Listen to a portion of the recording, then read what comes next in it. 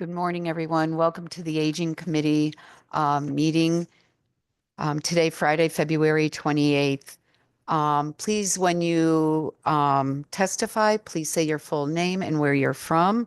And I just remind you to try to keep your comments to 3 minutes, and we'll get right on to it. And comments from my co-chair, Senator Hockadell. Good morning, everyone. Ready for today. Okay, moving right on.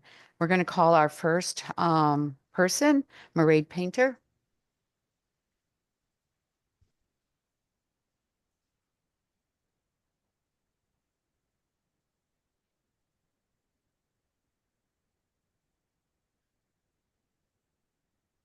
Good morning. Good morning, Senator Hockadell, Representative Garibay, Senator Wong, Representative Belinsky, and distinguished members of the Aging Committee. I'm Mairead Painter, the State Long-Term Care Ombudsman, and I'm happy to testify today on several bills.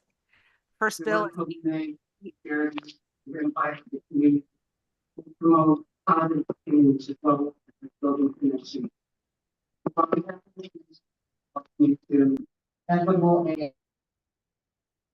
Okay.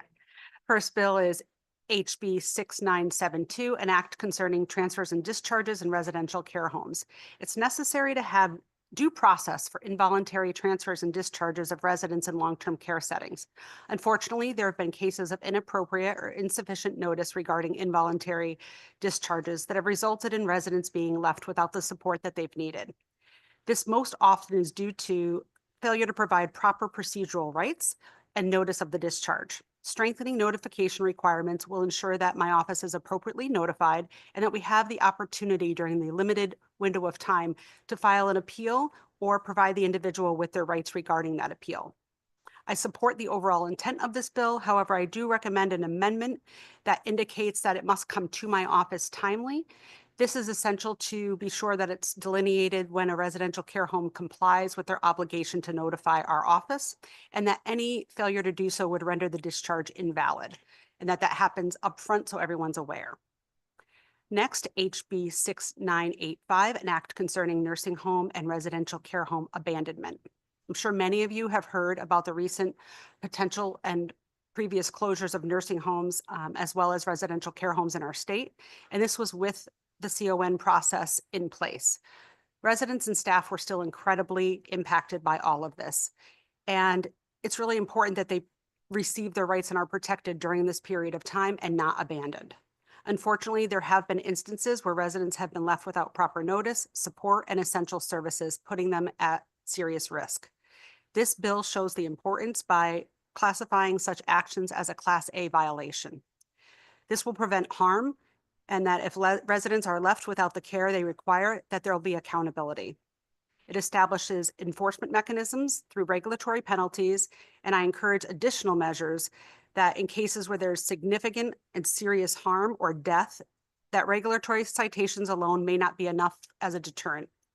For these reasons, I urge the committee to explore the possibility of adding criminal penalties for willful and negligent abandonment. By introducing criminal penalties and liability for severe cases of abandonment, Connecticut would send a strong message that failing to meet their duty and caring for residents will not be tolerated. The next bill is HB 6986, an act establishing a Senior Citizens Bill of Rights. I support this as every individual, regardless of their age or ability, has the fundamental right to live in the community of their choosing, maintain their independence, participate in their own care decisions, and live with dignity. This recognizes these rights for older adults living in Connecticut, ensuring that they are treated with respect, inclusion, and the autonomy that they deserve. We must reinforce the principles of person-centered care in our community for inclusion. This also acknowledges that inclusivity and respect must extend to all individuals, including those who historically have identified with marginalized or disempowered groups. Next bill is HB 6987, an act concerning closures and evacuations of residential care homes and nursing homes. This legislation would improve protections, emergency preparedness, and placement coordination for individuals in long-term care facilities. It works to ensure that facilities have clear protocols and understandings in place for closures, evacuations, and emergency transfers. This would protect residents from unnecessary additional trauma, displacement, and loss. Residents deserve the consideration to be close to family members and support networks during this transfer, as well as the protection of their personal items, which they have very little means to replace when they're damaged or lost. The next bill, HB 7006, an act concerning tuition waivers for nursing home residents to take courses online at regional, community, and technical colleges. This bill recognizes that quality of life goes beyond physical care. Providing tuition waivers for nursing home residents who enroll in online courses is a holistic approach that supports individuals as they recover both physically and helps keep their mind going mentally in the long-term care setting. Intellectual stimulation, personal development, and opportunities for engagement are essential components of well-being. By offering access to education, we allow individuals to continue learning, exploring interests, and maintaining a sense of purpose regardless of where they live. This bill gives Connecticut an opportunity to lead in providing innovative, supportive, and forward-thinking resources that enhance the lives of individuals living in nursing homes and can provide opportunities for their future. Next bill is SB 1332, an act concerning nursing home financial accountability and nursing home ownership by private equity companies and real estate investment trusts. I've seen firsthand the impact of private equity firms and large real estate investment trusts have on nursing homes. These groups often prioritize profits over the care and services of residents, as well as supporting staff.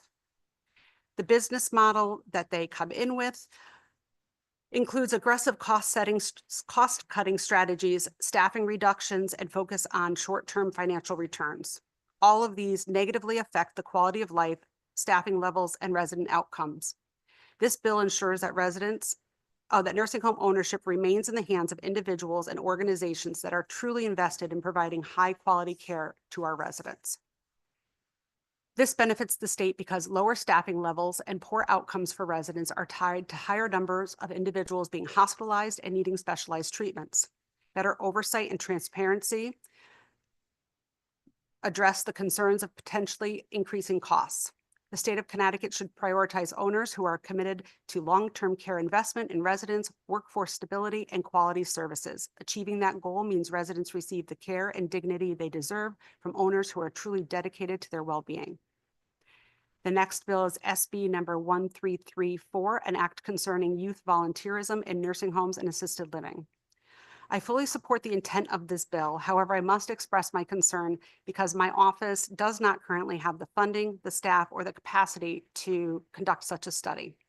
Our office is already operating under significant resource constraints, and taking on such a report and reporting mandate without additional appropriations would detract from our core mission of advocating for residents and addressing systemic issues within long-term care. While I appreciate the committee's commitment to fostering youth involvement in long-term care, I want to ensure the effectiveness of my office without compromising our critical advocacy and oversight functions. Thank you, and I'm available if you have any questions. Thank you so much. Senator Hockendahl. Just a comment. Thank you so much for your testimony and the thoroughness on each of those bills and just for all you do. Thank you. Thank you.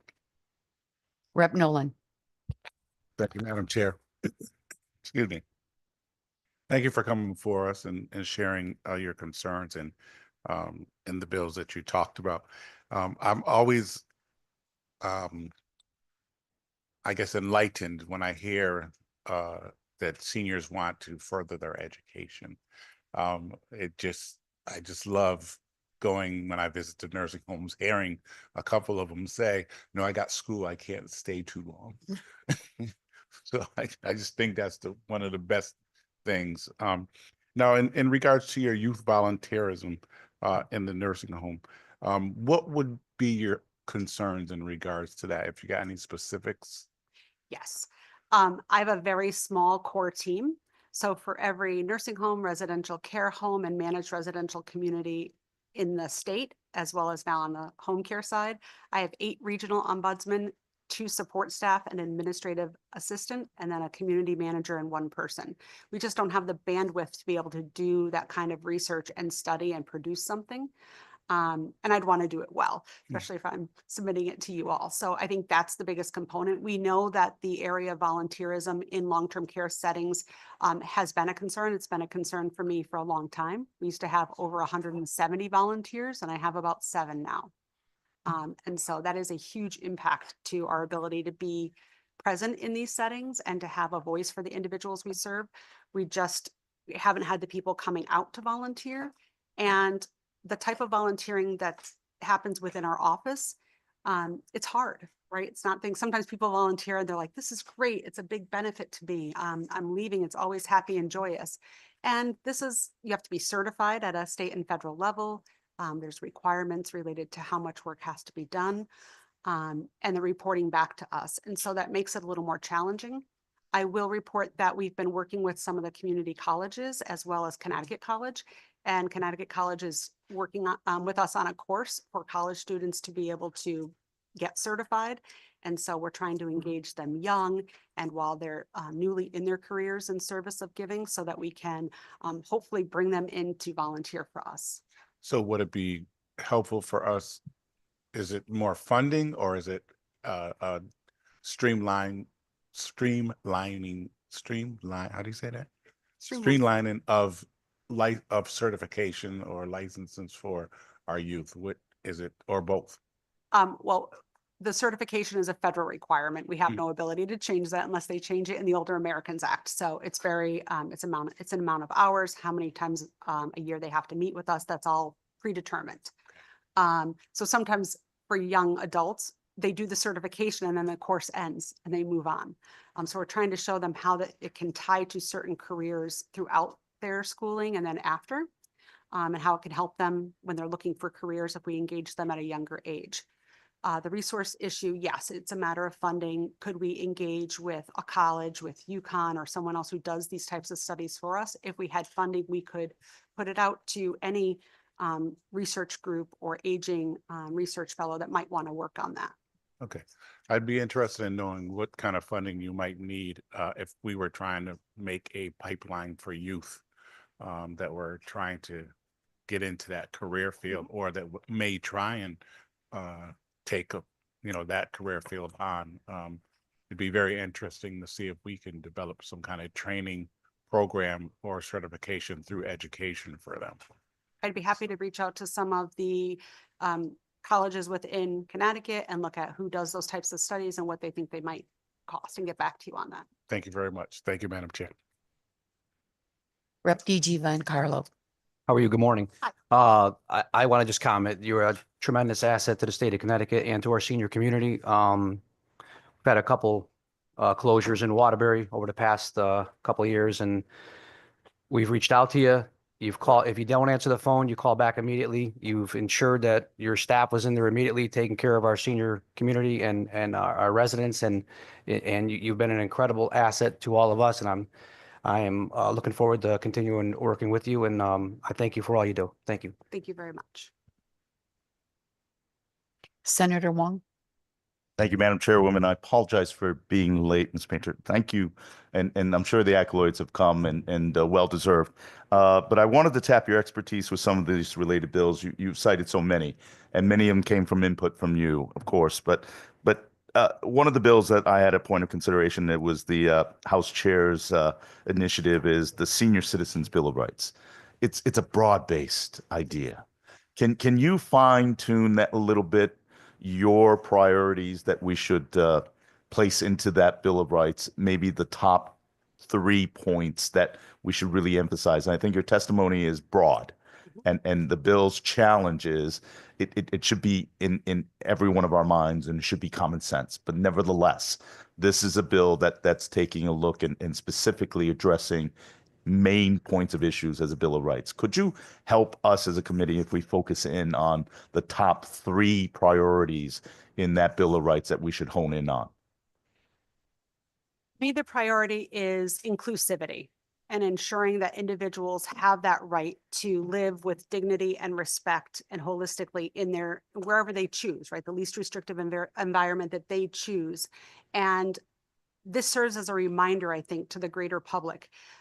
For many individuals, they think as people age, they should go to a place, right? That's where older adults live. That's where individuals who have physical disabilities live. This is where individuals who maybe are working on mental health live. And we're really trying to remind our greater society that people need to live and have the opportunity to live in a holistic and person-centered way in the place that they choose. And just like any oversight or rights that we have related to people, it serves as a reminder to them that we as a state, we as a body preserve these rights for these individuals and make it a priority. I think that's the most important piece of it, that yes, it is broad. We used to have an inclusive communities work group here in Connecticut, which I would love to be able to start again. It was pre-COVID, and we had diverse members from different state agencies, individuals who were served, as well as advocacy groups on it, talking about what does inclusivity mean. And we had a member of the LGBTQ plus community who said to me, we don't want you to just focus on that.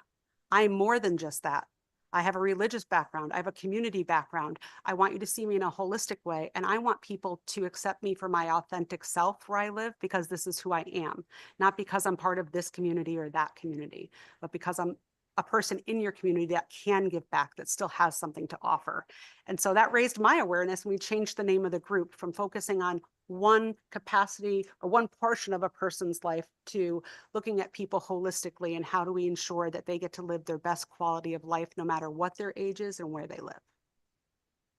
That's fabulous. And I think one of the key themes I drew from that, and includes many of the other bills that we're considering, is the concept of aging in place. Correct. And that falls into kind of the isolation concerns and the real challenges of you know, the new society that we live in. In fact, one of the bills that you testified on, and this committee taking initiative of public hearing, is to allow our seniors to. I think that is another example of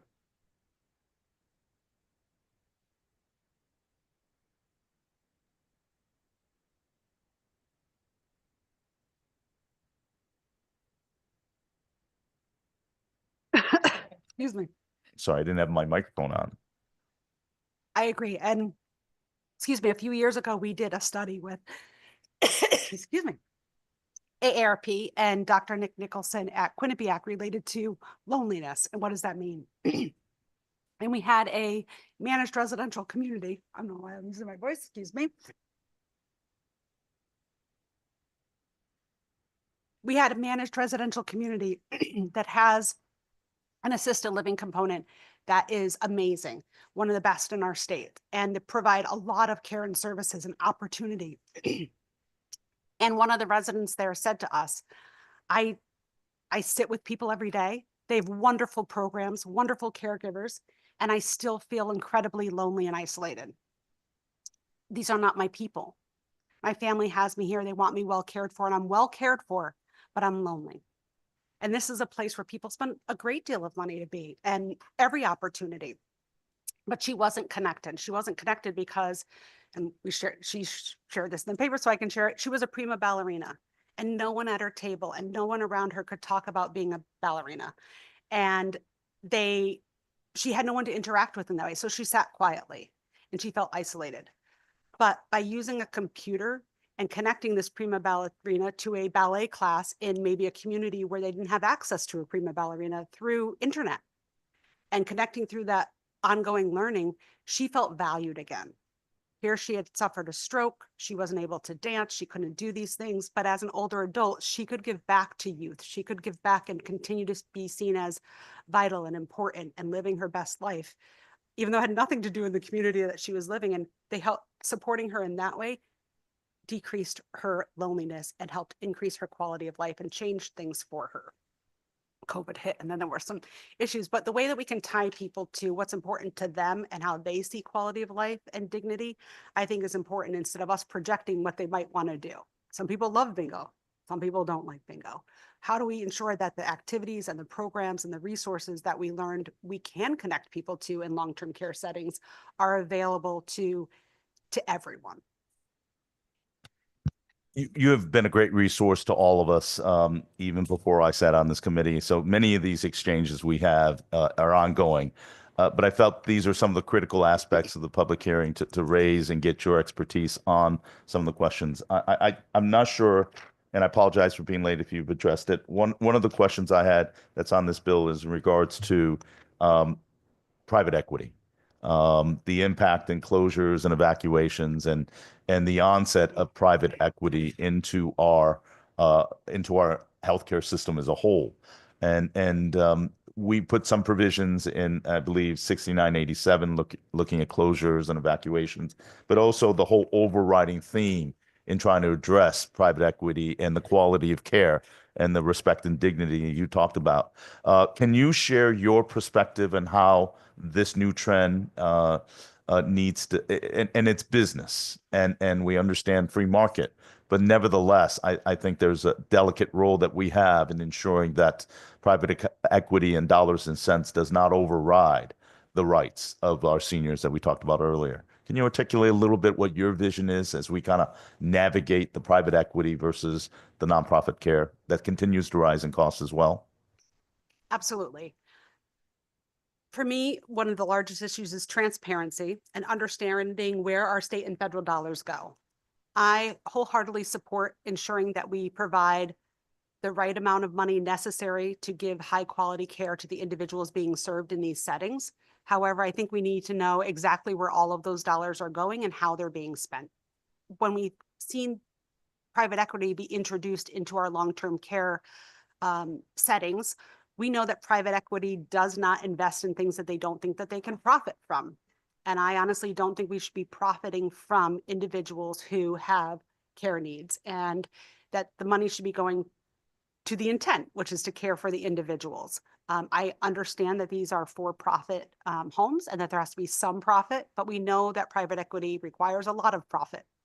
And that's when we really started to see homes scaling back. We will often get calls. One of the first triggers of a concern is we'll get calls about the change in linen, right? The towels and the sheets have changed. The quality of laundry detergent, the food quality changes. You go from having meals that are made with foods that are nutritious or raw and being cooked to a lot of canned foods. And those are usually the first triggers that we see as signs that there's been a change. Seeing and having the availability to talk directly to owners, to structures, to boards is incredibly important. When I can reach out and talk to an owner, a board directly and identify concerns, that's when we see change, right? They know that we're aware of it. When you have investors who are not present, who really, their purpose in being there and investing in the community isn't to improve the quality of the life and the dignity for the individuals living there, it's to make a profit from, it really shifts the intent of the setting. And that's where I think we need to see more awareness about that. And then they drive down the quality in the buildings. Then we also often see them cut loose, right? That's when we have the closures. We'll see them kind of bleed all the money out of the nursing home and then people bail. We are starting to see a little bit of that trend change. Private equity, I think, has received a lot of negative press around this, and we're not seeing as much of it. But where we do see it, we do still see a concern. I think you raised the point is that, and I tied it into the Bill of Rights for seniors is that respect, and I understand the business model, but nevertheless, I think in other parts, other bills that we raised in a public hearing is medical staffing ratios, and all the other parts is it's kind of drilling down of what is the best practice, and being able to deliver a trusted service.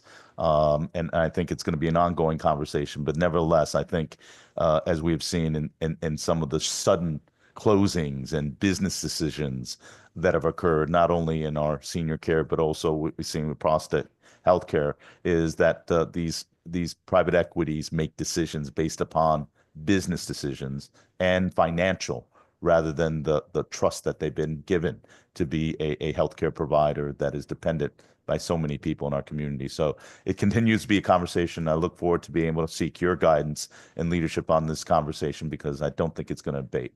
So I thank the chairs for the indulgence to be able to ask some of these questions.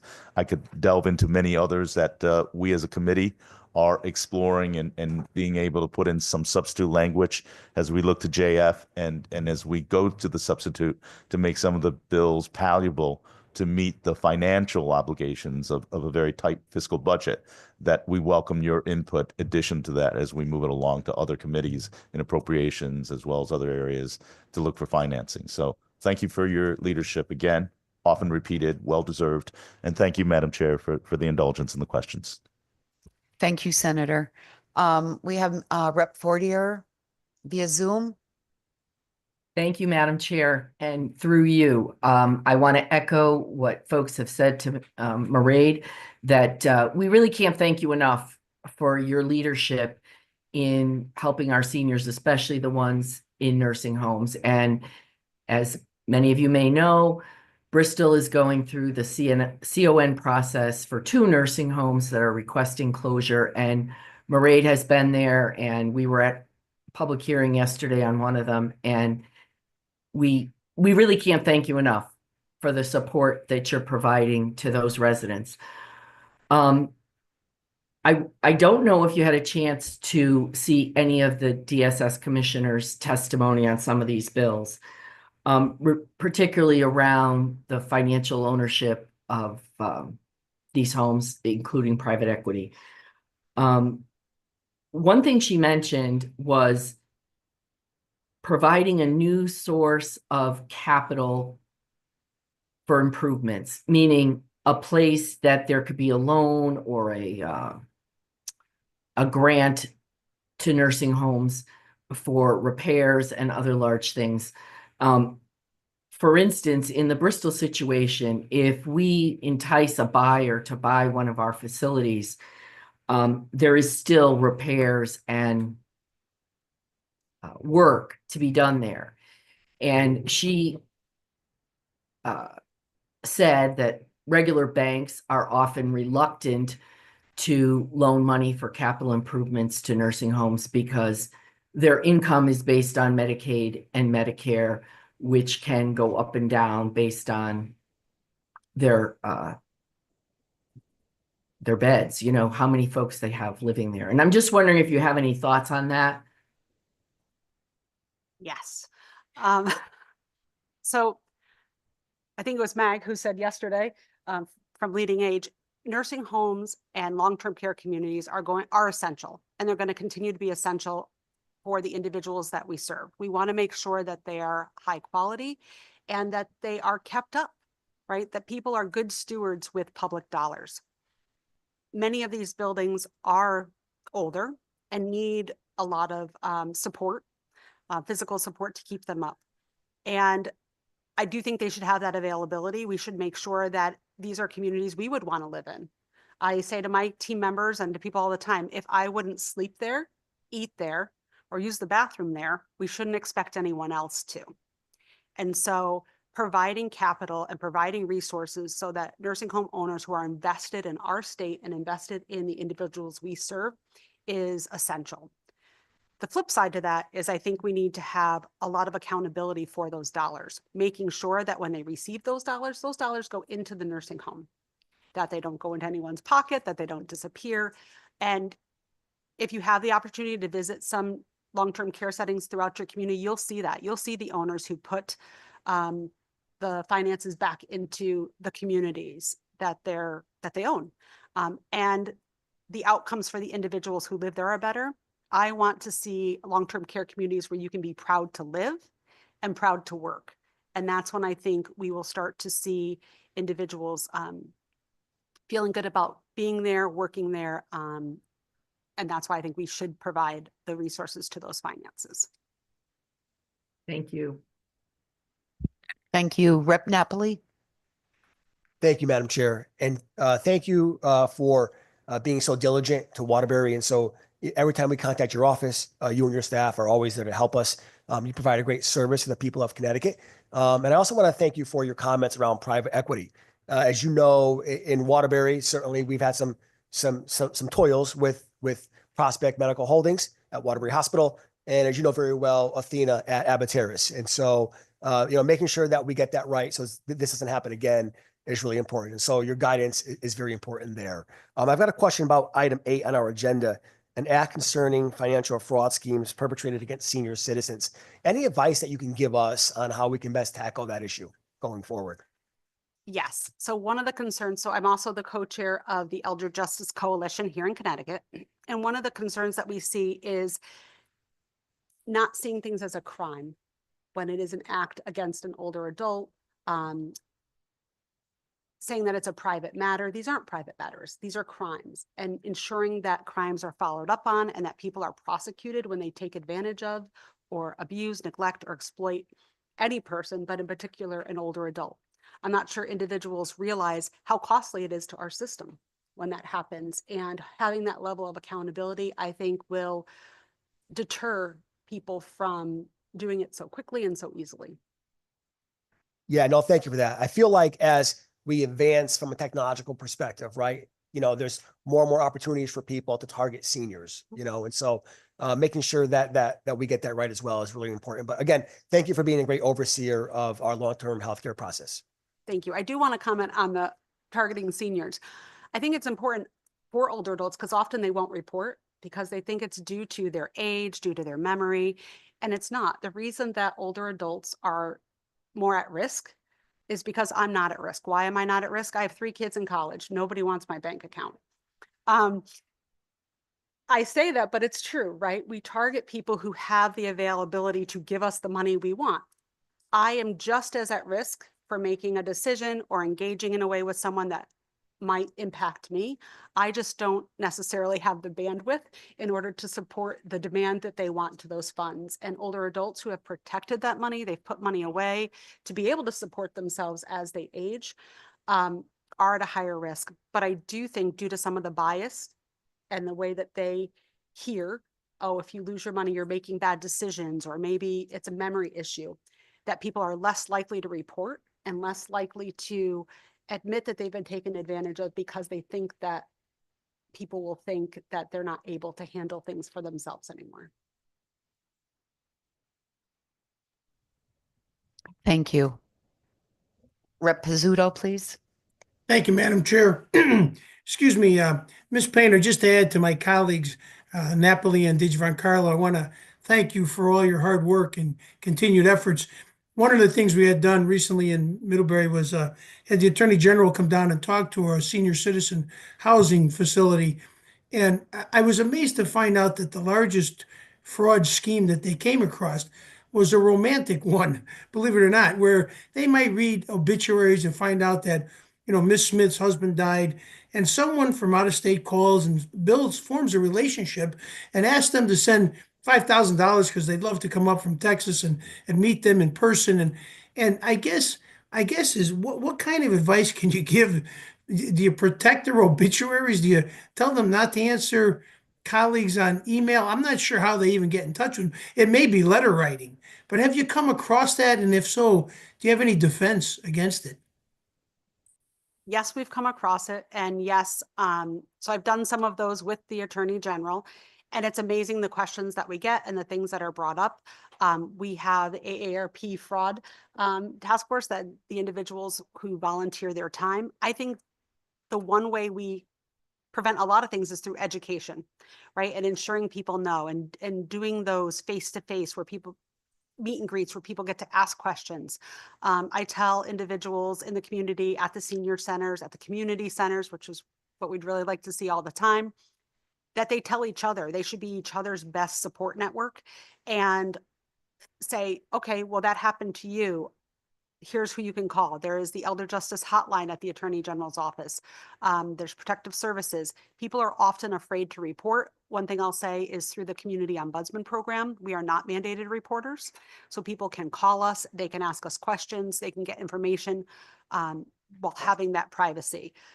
But I think those are the most important things for us to do. And now I'm having more opportunities to go out in the community and educate people. But I think educating your peers and talking to each other, because that's where we know people get most of their information, is from friends and family. Thank you very much for your comprehensive answer. I appreciate it. Thank you, Madam Chair. Thank you. So I have a couple of questions. When we talk about the abandonment means to leave, and these residential care homes, nursing homes, or whoever, when they're abandoning, do you have cases where they've actually just left the residents there? And can you talk a little bit about that? Yes, it does not happen often. We have very dedicated care providers in our state, but we do have some cases where buildings have been abandoned. We had a residential care home that we needed to evacuate due to the deplorable condition it was in. And the owner just left and said, well, now it's on you. And literally left DPH and my team there, and with individuals living there. So we had to spend the next 24 hours trying to find places for those individuals to go. And it's very difficult when there isn't a system. It means that individuals from the Department of Mental Health and Addiction Services are assisting us in making calls, but we're calling around, looking for beds, driving people places, and there isn't an accountability to that. I will say other members of the community, the long-term care community, do step up, but they need assurances knowing that the payment is going to switch over, right? They need to know, okay, am I going to get paid if I take this person? That's important, especially if you're a Right. small residential care home. So having all of that in place ahead of time for the one-offs, right? We had a fire in a nursing home earlier this year, or sorry, a residential care home earlier this year. People had to be moved very quickly, understanding what their benefits were, how to transfer those benefits and ensure that they had access to their community because their providers are there. Some people had to go very far. So I'm talking Eastern Connecticut to Fairfield County.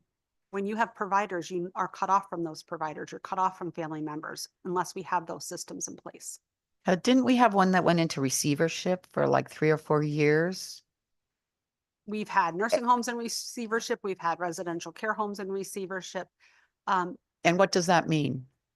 So that is a person, an independent person who goes in and maintains that community and helps to stabilize it and put things in place so that the individuals aren't emergently moved. But in some cases, that's not possible. Water damage, floods, fires. Sometimes there's things that can't be avoided and people have to be moved in an emergency fashion, making sure that there's transportation available. Mhm. Not just my team members helping to move people, but access to transportation, access to what beds are available, and then making that a streamlined process as we have with the nursing homes. The nursing homes have a mutual aid program where we know what beds are available. We know how they can take people. And the legislature last year passed that in a closure situation, nursing homes shall take the individuals. So we have less barriers to getting them access to a bed in their communities of origin. Right. And who picks up that tab, that one that was in receivership? Is that the state? Yes, so the state pays for receivership and then you'd have to ask DSS on the exact components of how, Right. if any of that is reimbursed by the owner, but I believe But a they lot of actually that, just walk away and, yes, I believe a lot of that rests on the state. okay. And so, we've talked about when they have to be moved out. And when it's an emergency situation, sometimes they could be an hour away from family, right? Do their items get, how does this all, it sounds like it's a very traumatic experience, no matter how good you can do it. Yes, in an emergency situation, it is very traumatic for the residents, for the staff. We work with them to notify them of what beds are available. We try to match individuals to a setting that meets their needs. In that moment, they often, if it's the instance of a fire, they just had to leave the building. They took very few of their belongings. And sadly, for the individuals who were in the affected side, they lost their belongings because of water damage. Not so much the fire damage, but the water damage. So that's TVs, phones, clothing that they lost. Without insurance to cover that, those individuals are out of those items. They just don't get them. And they don't have the financial resources to replace them. I was very thankful that the town that this happened in was very supportive and offered to try to raise money and to support and to get items for individuals, but that doesn't always happen. And we don't want to see individuals lose the small amount of prized possessions that they have, even though they may not be valuable to anyone else, they're valuable to them, and being able to replace them or have them, and just a cell phone to be able to call family and tell them where you are. in an emergency, one of the things, small things that we've realized you have to do, you have to get their cell phone and the charger. Not taking the charger can really keep someone from being able to remain in contact with their friends and family. Okay, thank you. Any further questions? Rep. Hughes.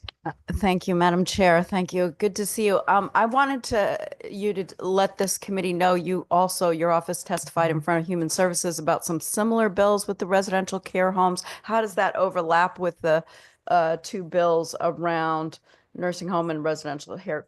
The two bills that we have before us today. How can we sort of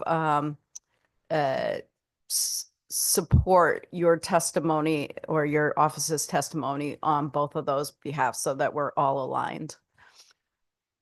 Rep. Hughes, there's been a lot of bills this session. Oh, okay. Oh, This remind was me which around the ones they were. small residential care home Oh, model, the small home model the small home from model. yesterday in Human Yes, Services. from Okay. yesterday in Human Services. I'm sorry. Yes. I was at the hearing yesterday, so I was not, or the public hearing for Bristol, so I wasn't there. So Dan Beam did Yes. testify on our behalf yesterday to the small home concept. Right. Those are actually, they can be many things. They can be nursing homes, they can be residential care homes, depending on how they're licensed. Yep. But we are fully in support of that.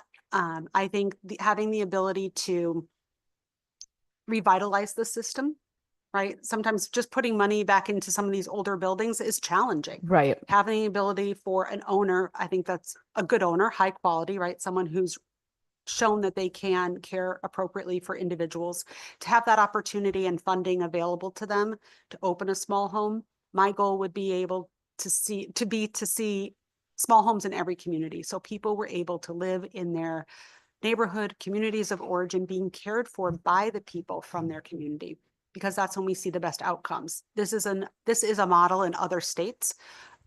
Oregon, Washington, they're large states. They have very few nursing homes that are acute. They have smaller nursing homes and small homes where you have the acute setting for when someone needs that intensive need, and then they're able to transfer to sort of a step down, but it's also a nursing home. And then there's a residential care home where if it meets the home and community-based settings rule, so there's some rules around that, then individuals can receive waivers there. So they really have a choice. My dream would be that every community had a continuum of care. Nursing home providers are an excellent resource for long-term services and supports. And I would love to see our long-term care providers diversify in the settings that they owned, have nursing homes, have small homes that are nursing homes, have residential care homes and independent living, so that they can serve someone in any of those settings and there's a continuity of care. And you have those providers bringing their expertise to all of those settings for those individuals. And then the individual gets to choose if they want to stay in that setting. That person meets them wherever their needs are, wherever they want to receive care, where they are in that moment in their life. Thank you. And through you, Madam Chair, I just think some of the concepts we're talking about here about some of the capital needs and investment needs and some sort of, I don't know, revolving loan fund or whatever to invest in the upgrades. But also we talked yesterday a lot about rebalancing and then, moratorium on nursing homes, but then how do we really modernize our approach to that continuum of care in the communities where people want to stay and live. And some of these bills that we have before us today in aging really kind of speak to that too. How do we protect people and allow the dignity of choice and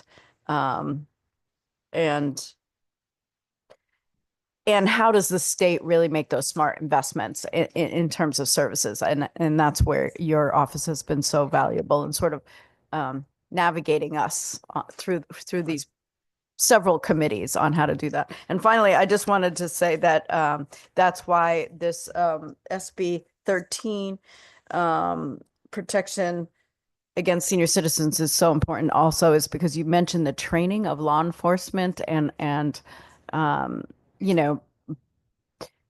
folks in the community who may not see it as a crime and it is. So that education needs to happen too, and we need to invest in our services that way. Yes, and we have a population of people that are aging. We want to see them age well. We want to see them age in a way that's healthy and dignified. I think having a continuum of care that meets the current demand, Yes. right? Our continuum of care is older. It was something that was put in place years ago. People Yep. are asking for things different. And when Yes. you're talking about right size rebalancing, which I'm also the co-chair of that committee. Yep. Right size and rebalancing doesn't mean that people don't need that level of care. It means that they want to receive it in a different way. I know I wouldn't want to share a room so close to someone. I'd want to have privacy to talk to my family and friends, and people live differently. Honoring that and giving the industry the opportunity to meet people where they are, I think will, in turn, we talked about loneliness, allow people to age well, allow people to age in a healthy way, and actually help our system financially. Because when people are able to have access to healthcare early, integrated programs, community in general, and they're in a setting where they feel they have autonomy and control, that's where we see the best outcomes. Where it's not us telling them, it's them telling us what they want and what they need and how we can serve them. We'll see better health outcomes and better overall well-being for people. Thank you, Madam Chairs. Thank you. Seeing none, thank you very much. Thank you. Up next is Megan Baker and Michael Werner from CWCSEO.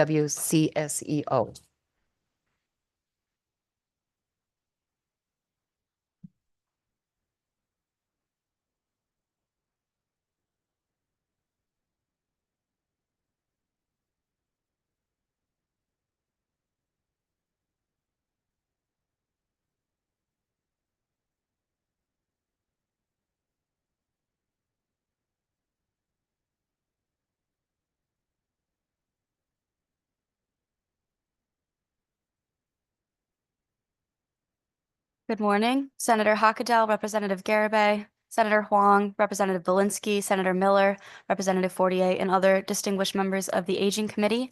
My name is Megan Baker. I'm the lead Asian American Pacific Islander policy analyst for the Commission on Women, Children, Seniors, Equity, and Opportunity. I'm joined by my colleague, Michael Werner, who will introduce himself a little bit later. And we're here today because the Commission would like to express a support verbally for SB 13 and SB 1344. We want to express thanks for raising these bills. The Commission, in collaboration with our colleagues, has submitted lengthier written testimony, but verbally we will be talking about SB 13 concerning financial fraud schemes perpetrated against senior citizens and 1344 concerning homemaker companion agencies. I want to speak a little bit on SB 13. FBI data reports that $1.6 billion were lost from senior financial fraud schemes from January to May of 2024, and 40% of the Asian American Pacific Islander community aged 50 and older reported that they or their family members had experienced financial fraud through exploitations of limited English proficiency, cultural fear-mongering tactics, and threats from people impersonating the IRS. So the Commission supports Section 1 as a way of streamlining, centralizing reports, and increasing reporting times. We support the creation of an Elder Justice Unit within DCJ, but recognize that it would necessitate corresponding new funding and should not be mandated within available appropriations, given the nature of the already high caseload of the state's attorneys. And we respectfully request that the legislature also consider the importance of prevention. We talked a little bit about education. One solution would be to fully fund and staff the Community Ombudsman Program to allow for corrective actions to bad behaviors. And we talked about the office's nature as being non-mandated. And we also recommend the creation of a legislative task force that incorporates membership from agencies across state governmental branches, community stakeholders, and people with lived experience so that they can collaborate to study and report on other preventative measures to address senior financial fraud schemes and accessibility to Connecticut courts. And I just want to express extreme gratitude to the Aging Committee again for putting this specific bill forward. We work with a team of advisory board members, and on that sits Sylvia Ho, who is an attorney in Farmington and works diligently to help older adult clients, some being AAPI, that have been fraud victims financially for debt consolidations and other tactics. So it's prominent across our older adult population and within the AAPI community. And the Aging Committee always makes the Asian residents here in Connecticut feel seen by their leadership. And so we appreciate the membership of this body to highlight these lived experiences within government. And I'll now pass it over to my colleague, Michael. Thank you very much. My name is Michael Werner, lead aging policy analyst with the Commission on Women, Children, Seniors, Equity, Opportunity. Want to speak in support of Senate Bill 1344, This bill regarding Homemaker Companion Agency builds on Public Act 2212, an act concerning homemaker companion agencies and the recommendations of their task force. We just simply want to make a recommendation that this is an opportunity for a new training program as well to support oral health effectively. This program should be created in collaboration with dental professionals who can help train folks to understand and recognize early signs of oral health issues, notify families, facilitate appointments.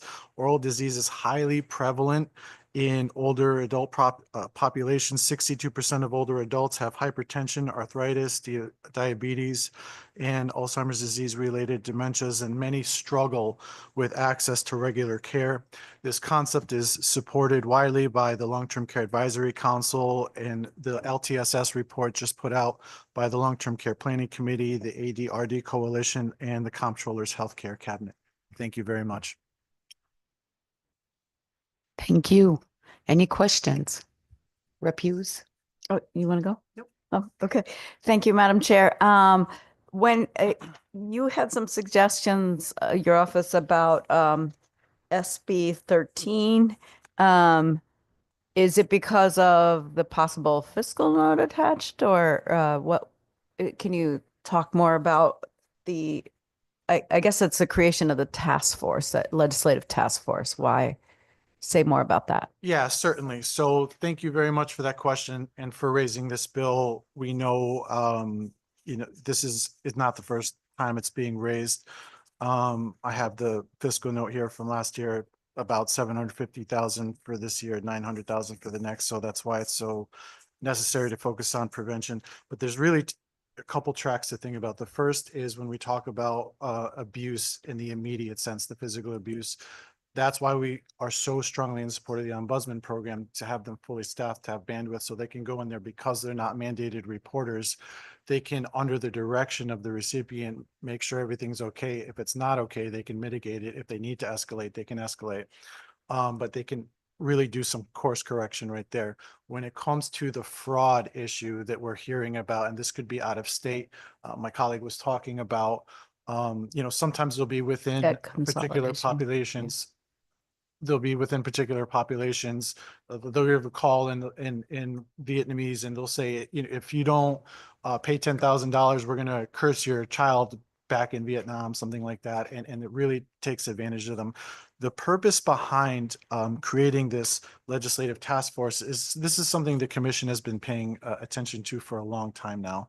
And what we believe is that if we bring together people who can help also address the back end of the issue, which is the justice part, right? We understand, and Rep Hughes, you said it yourself in one of the previous meetings, the catastrophic nature of losing all of your family's resources. We support intergenerational wealth development and preservation. And there's also a lot of issues when it comes to accessibility in the courts and transparency and language inclusivity and things like that. So that's why we really want to have this group that contains people with lived experience who have, been victims of this, but also we want to have folks experienced in financial fraud, like a bankruptcy attorney, like a members of the bar, member from legal services organizations, the public defenders, elder law attorney, member from the judicial branch, a law school faculty, and then also members from consumer protection, Department of Banking, Division of Criminal Justice, State Police, Hate Crimes Unit. And, we're happy to contribute in this work. We believe strongly that there's definitely room for increased awareness and also support for those who go to the courts, because what ends up happening is that they'll go pro se, so they'll be self-representing, and the court system is already complicated enough, including for attorneys. So being able to bring this group together so they can help on the back end of things when it comes to, okay, now that's happened, how do we make sure that justice is done? And that's what that's about. Thank you. Through you, Madam Chair. When we raised this bill last year, we were trying to think of, we were trying to hear from law enforcement and state's attorney and the courts, and they were talking about the need of and this is not exactly what you're talking about, but the need for forensic accounting to really be dedicated to going after, like you say, from the back end, because it's just an avalanche that's out there. Every time I go out into doing these kinds of awareness talks, just everybody has had an experience, whether they've actually, been victimized or not. Everybody's had an experience. It's just so ubiquitous, and like you say, it's overwhelming for the courts or for state police or even local law enforcement to really go after. Yeah, thank you for that. So I think what's important to understand is the ability to really fully collaborate with our federal partners. In the past, there would be Department of Justice grants that would help to stand up the Elder Justice Unit. That disappeared. And we really want to be able to make sure that we're in a posture that we can work collaboratively with the Department of Justice, because there's going to be incidents of interstate commerce going on, interstate interactions. And by that very nature, that's going to necessitate having federal involvement. Currently in our state, the way our state constitution is written, the criminal jurisdiction is exclusively with the Division of Criminal Justice. Only the prosecutors can prosecute crimes. The attorney generals handle civil suits.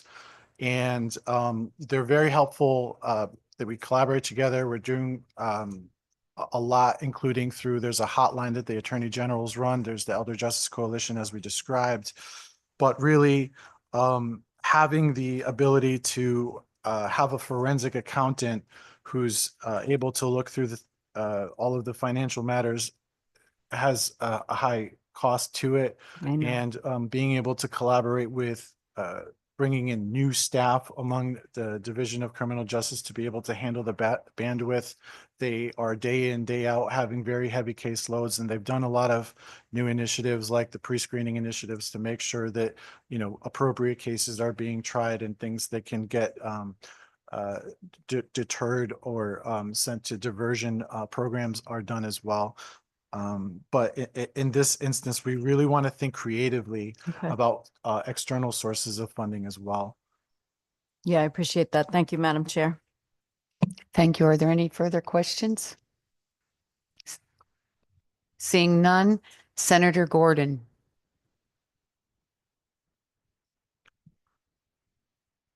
Thank you. Thank you very much. Thank you.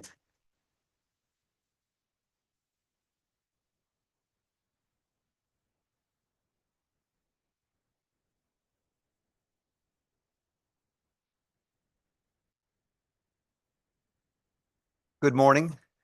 Chairs Hokedel and Garabay and ranking members Wong and Belinsky and members of the committee. Happy to be here this morning. I do wish you a good public hearing. I don't see you have a very long list today, so hopefully you won't be here at night like the Appropriations Committee sometimes is. So, but I'm here to testify in favor of House Bill 7007.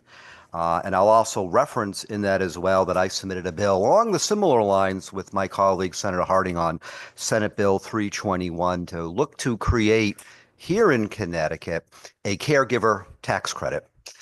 Something very important. I always view this type of effort as nonpartisan, non-political, because our constituents who have to care for, especially elder parents, and I do fit in that situation with my mother, who's 85. It's something that we deal with, and it is a responsibility for us, especially as children and our parents' age. But there's also others as well that families care for who are not necessarily children per se, but certainly take the time, the effort, and as we know, the financial resources to do that. And that is a serious commitment. And it's certainly good that people are doing that to be caregivers.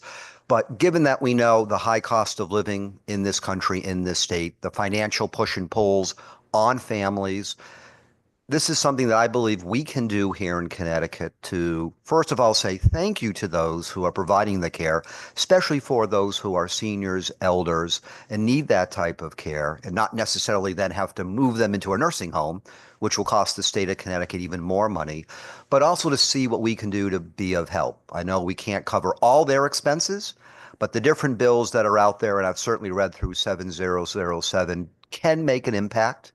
And that's something that I hope we can pass this year. And thank you for bringing this up through the committee. I'm glad to see this move forward. But I also hope that when we create this, we are mindful every year that we keep tabs on it. And there may be opportunities for us to increase the credit over time, depending upon what happens with cost of living and inflation and needs that are out there. And we know very much, we see this all the time, that with an aging population, more and more people are going to rely upon caregivers, and especially on their family members to provide care. And this is something that is not unique to Connecticut, but it's something that we have to recognize here in Connecticut, do what we can do to be of help for people who are providing this care. So I am in support of the efforts to see what we can do here for a caregiver tax credit. I'm proud to be part of the process in the legislature to support it. And I hope that this can make it through committee, and then hopefully it can make the calendars of the House and the Senate and get passed, because I would love to see this signed by the governor and enacted. That would be a great accomplishment among many things we try to accomplish, but I do list this as one of my priorities this legislative session, and I share with you all the reasons why we need to do this and trying to get this done. So again, thank you for bringing this forward, and I'm very supportive of the effort and happy to work with my colleagues, all of you, to see what we can do to make this a reality. Thank you so much. Senator Hockedal. Good morning. I too share. I have my mother's 86 years old, so I know we have the same thing going on. And I just want to say this isn't the first time you've come before us to testify. And I just want to thank you for your advocacy in the Aging Committee so much. Thank you. Thank you very much. I appreciate that. Are there any other questions? Seeing none, thank you so much for coming today. Happy to be here. Thank you for the opportunity. Okay. Shanoa Greeny.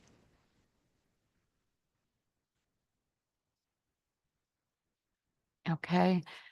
Natalie Schufeld from AARP, yes.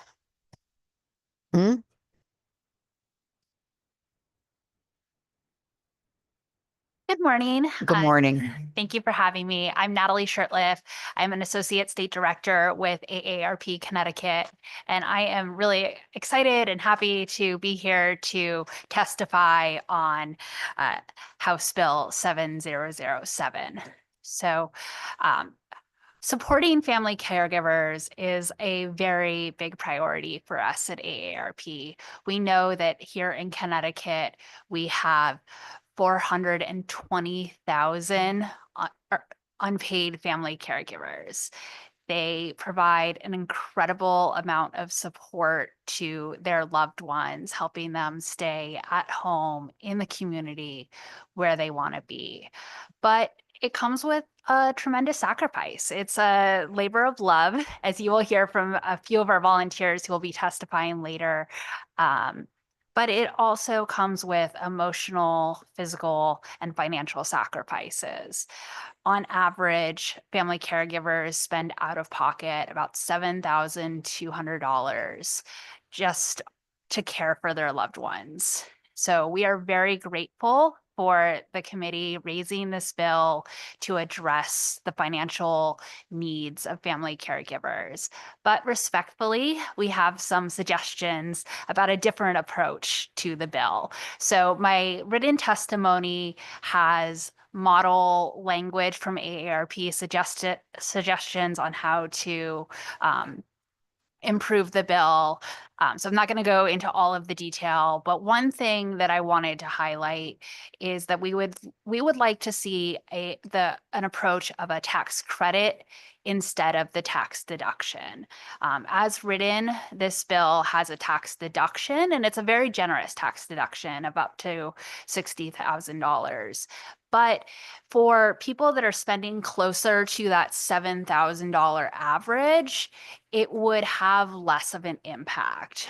We have some concerns about who would benefit more from the $60,000 deduction, who really is able to spend out of pocket $60,000. That's a lot of money.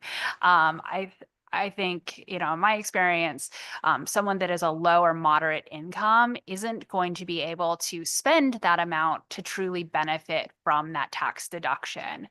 If it were instead a tax credit at a lower amount, it would benefit more people in lower and moderate income. So we included in our testimony a nice kind of chart that goes through different scenarios. One of them being of like people at different ages or of different AGIs, and what the tax deduction would do and what the tax credit would do. So I encourage you to look at that fully.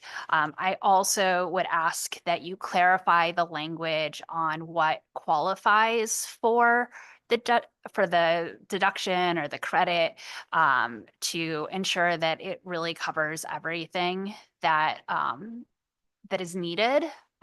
You'll hear some from our volunteers, caregivers, about the types of expenditures that they see, and oftentimes it's not just paying for a full-time. Your home 3 care minutes are up. Please summarize. All right. It's not just a full-time home care worker. There's many other expenses that come along with caregiving, and oftentimes family caregivers are providing full-time care, but they're not hiring a full-time care home worker. So we'd like to see some clarity there.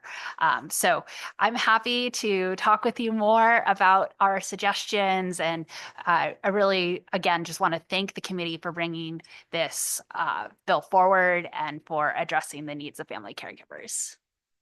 Thank you. And again, oh, sorry for butchering your name. Oh, no problem.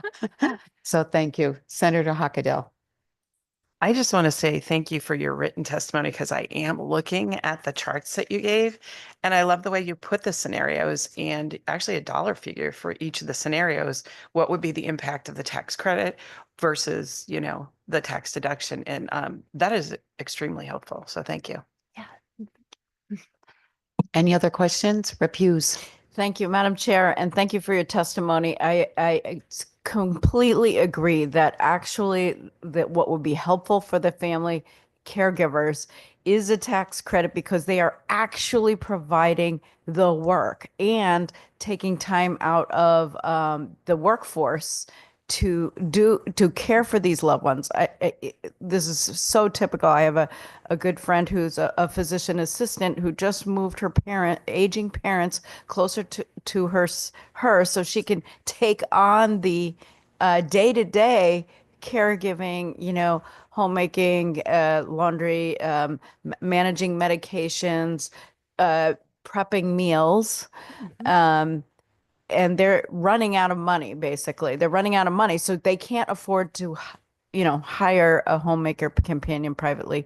So she's doing it, but she can't work full time because she's caring for her parents in that, 5-year spend down till they can qualify for Medicaid in their, in their late 80s, and maybe need care after that. So family caregivers are the lifeline, and most of that is largely female-led, unpaid, and undervalued work to keep aging loved ones in their homes and independent longer. Otherwise, they'd be, in nursing care on the state's dime. But for working part-time, they're not putting in, those caregivers aren't getting Social Security credit. They're not working, they're not getting their own retirement. So this is really shortchanging those caregivers from investing in their own, ability to retire and pay for their own care. Yeah, it's, we hear it all the time from family caregivers that are stepping back from the workforce, retiring early. My own mother, when she was caring for her aging parents, took she was still working, but took fewer hours and just cut Exactly. back, and so that she could support her parents and be there for them to do lots of things. And it was a tremendous sacrifice, and she did it out of love. And but it put her in a worse financial situation moving forward. For her own Yeah, aging. for her own aging, Yeah. which will, selfishly then impact me. So it just kind of trickles down from generation to generation. Yeah, and the other thing that I thought was interesting about your testimony about clarifying the language is because some of these caregivers that you're in their home, I mean, they're in your home, and some you're just in proximity to provide that care. So would that qualify you to, but the important part is, like you say, it is shortchanging your ability to invest and get Social Security credit and full-time pension retirement for your own care. So Yeah, and I mean, you'll hear from some of our volunteers about that, living not with your older parents, but living near them, or To perhaps provide even that living care. a little bit further away, and just the impact of that, of having to drive back and forth, and really how much even just those small trips can add up and Mhm. take away from your time, but also gas isn't cheap, and how much even just that cost of driving is a great expense for folks. And thank you. Thank you for your testimony. Thank you, Madam Chair. Thank you. Any other questions? Seeing none, thank you so much. Thank you. Next is Cal Patel online.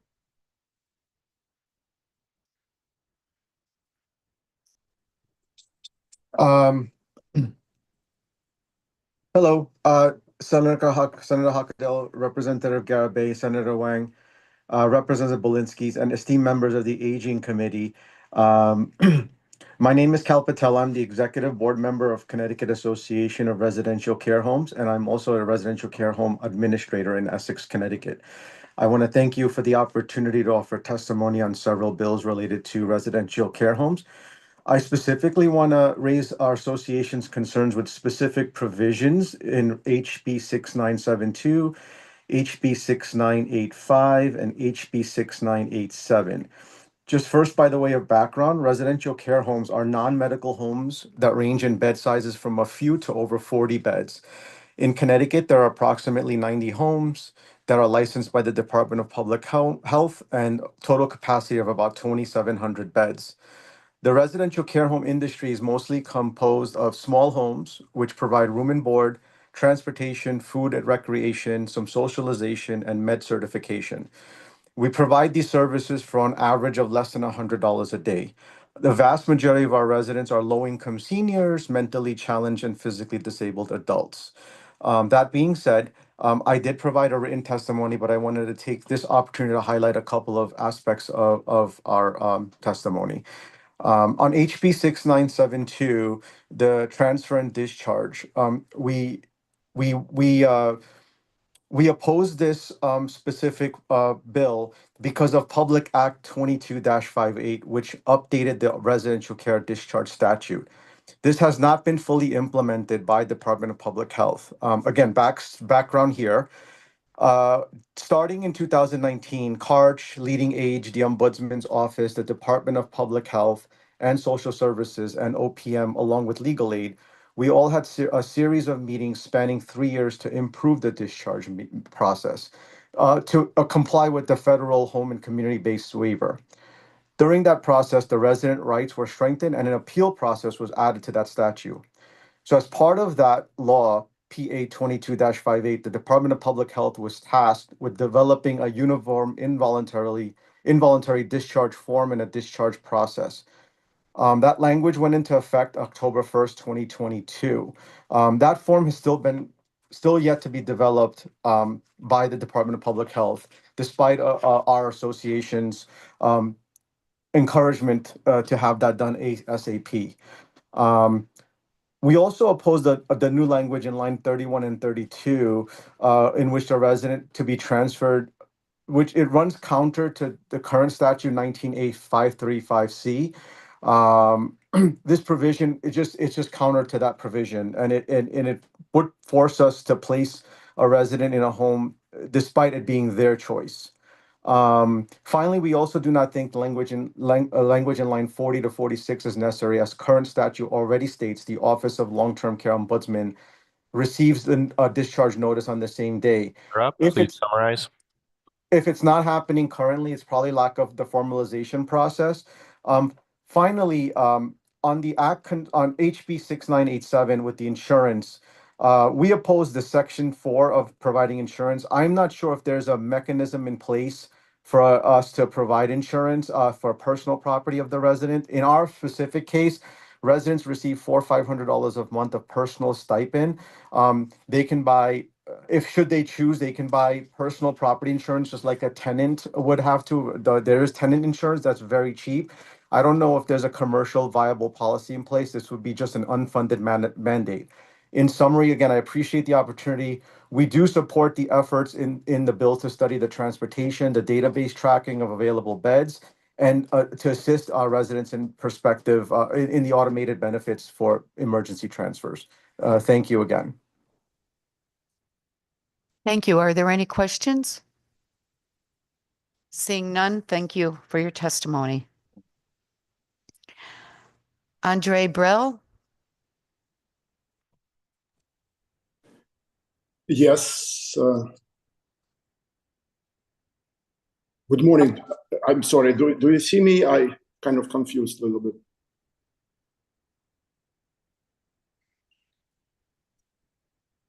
Yeah. We don't see you, but we can hear you. Oh, I'm sorry. Okay. I apologize. Good morning. Good morning, honorable co-chairs of the Aging Committee, Representative Jane Garibay and Senator Jen Hackadell, and all distinguished members of the Aging Committee. My name is Andre Brell, and I represent Connecticut Association of Adult Day Services here today in support of the House Bill 6984 to support adult day services. I also here as the owner of the Juniper Home Care, which is agency provide many services, including home care, PCA, Meals on Wheels, adult family living program, skilled nursing, as well as we have 4 adult day centers around Connecticut in West Hartford, New Britain, and Hampton, Connecticut. I'm extremely honored and proud to be here today to support this bill, and I can testify that at this moment lately, last years, the adult day services have their own very unique and important place in a table where is a continuum of care for aging population. And it's all because of the unlimited support from the legislature and from the state. We're very thankful for that. I remember a few years ago, maybe 7 years ago, I was attending a reception in honor of Aging Committee at the Memorial Room in Capitol, and many senators or representatives was asking me about adult day, what is the concept and everything. Now it is well known and very well-known service, which is very important. We appreciate it for your help through the years, especially in the COVID time. We got ARPA funds, which it's Jane Garibay's initiative. We're very thankful for that.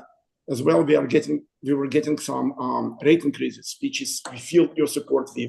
Like I said, we're very grateful for this.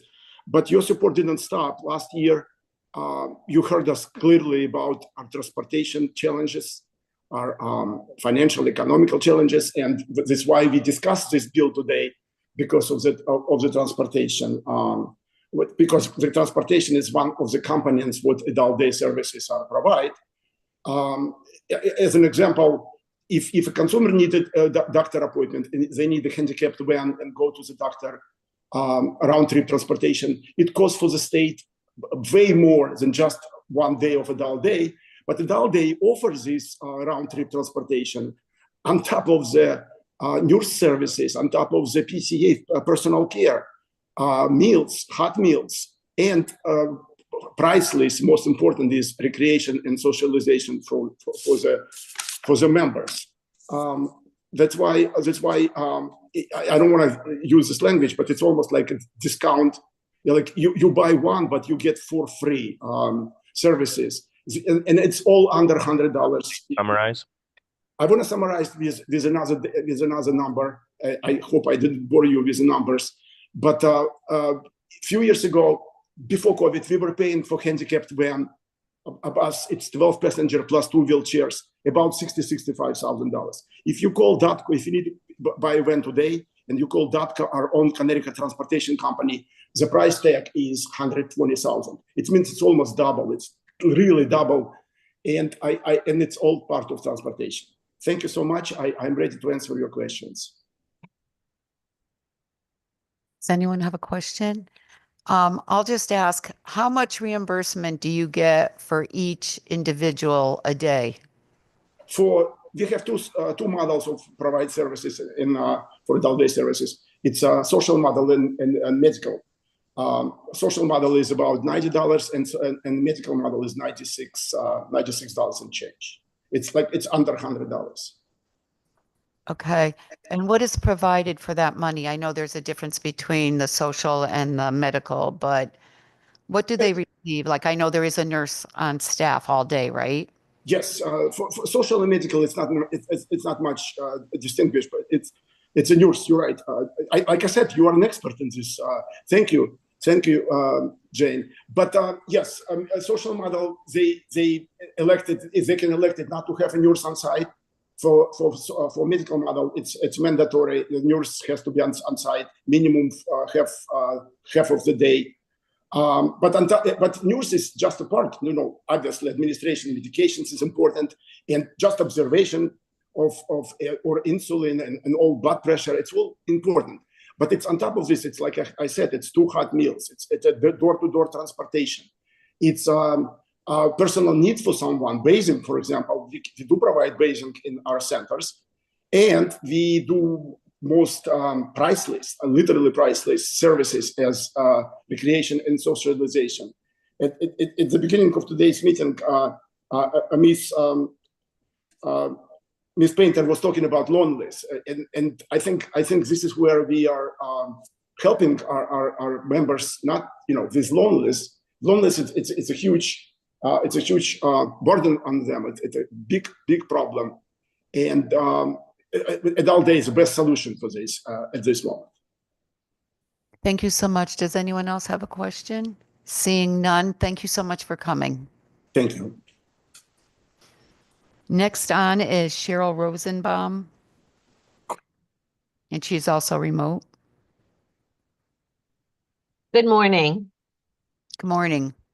Representative Garabays and Hughes, senators, and honored guests and distinguished members of the Aging Committee, thank you very much for the opportunity to testify this morning and make my voice heard regarding House Bill 6984, an act concerning adult day center transportation.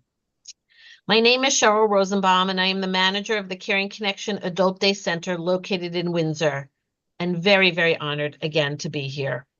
We at Adult Day Centers do it all for our elders and their caregivers by daily providing clients a safe, clean, fun, caring, engaging, supportive, supervised, active program so that our clients can remain living at home, nestled in their towns and communities, not in facilities, all while also giving much needed respite to their caregivers. A little earlier, Representative Hughes said, family caregivers are lifelines. We support those lifelines every day. As certified adult day centers, we fulfill many requirements to be provided to provide this very important service to our clients, some of which include a set staffing ratio specifying number and type of staff hired, nutritious food programs, the operating costs associated with our centers, and what we're here talking about today, round trip, very special door-to-door transportation service. cost of fuel, specialized vans to transport our clients, the maintenance of those vans, and the specially licensed drivers who are trained to work with dementia clients all have notably increased in costs since the pandemic up until including today.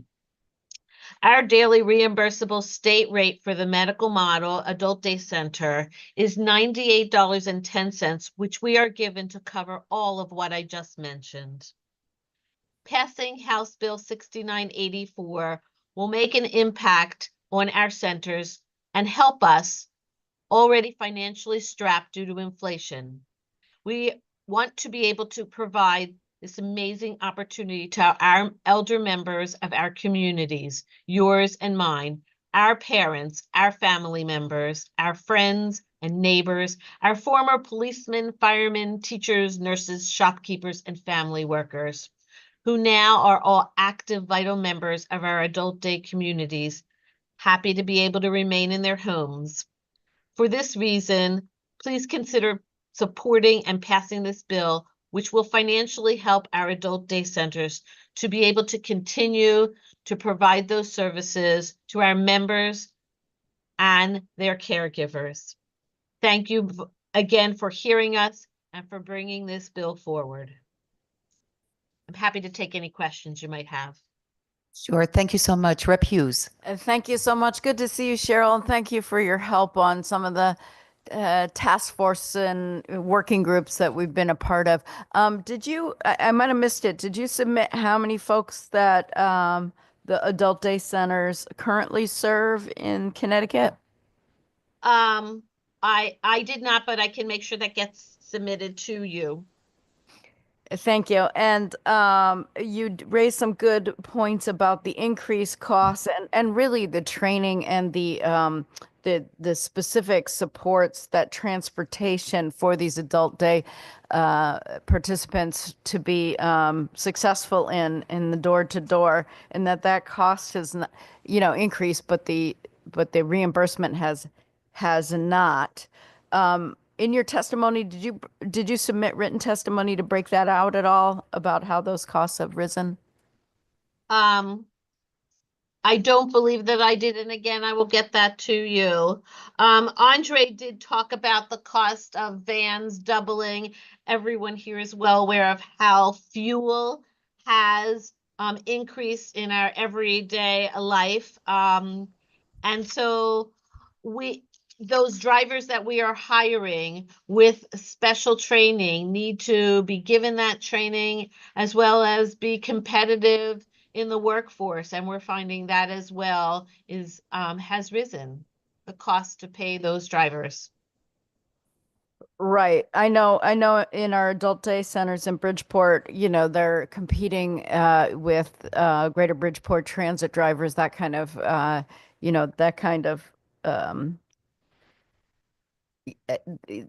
kind of work that they could be doing for more. So I agree with you there. As always, with a fiscal note, we have to make the case in front of appropriations that this is saving the state money on the back end to keep these folks in our communities and cared for through their adult day center and keeping us independent and self-determined longer. So thank you. Yes. As I mentioned, all of the things that we offer people in the length of the day, in comparison to having to pay people at home, is very financially less money because we do have all of those staff all in one place. Understood. And it allows the other person living at home to maybe go to work. Yes. Right? Get out and work. Yep. Thank you. You're welcome. Cheryl, what amount, if $98, what percentage of that or what amount in general goes towards transportation? So when we had met as a committee, we talked about a survey that the association had done a couple of years ago, and about average cost of a one-way ride being $12 to $16, and it maybe has gone up a couple dollars since this was done a few years ago. So that might be, we're talking about $28 to $30 of the 98 to just be transportation. Chrissy just texted me that we're talking 12 to 18 each way. So maybe 32, average it out, maybe, you know, $30 of the 98.10 in the medical model would be transportation. So just under a third, and then the rest of the money to help us pay for all of those other things that I mentioned earlier. So that leaves you $70 per person that receives the transportation. And I know most of you own your, rent your buildings. You have to pay for the nurse that's there all day long. You have recreation people, 2 meals a day, and all those other things. Is that correct? Yes, so it's the staff, the 1-to-7 ratio of and we need those CNAs there as well, and PCAs to help with activities of daily living, the activity person, the nurse, the food, as you said, our rent, as well as the day-to-day operation of an adult day center. Thank you. Does anyone else have a question?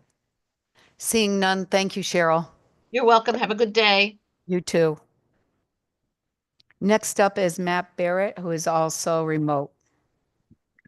Thank you, Representative Garabay and Senator Hockel-Bell and the distinguished members of the Aging Committee.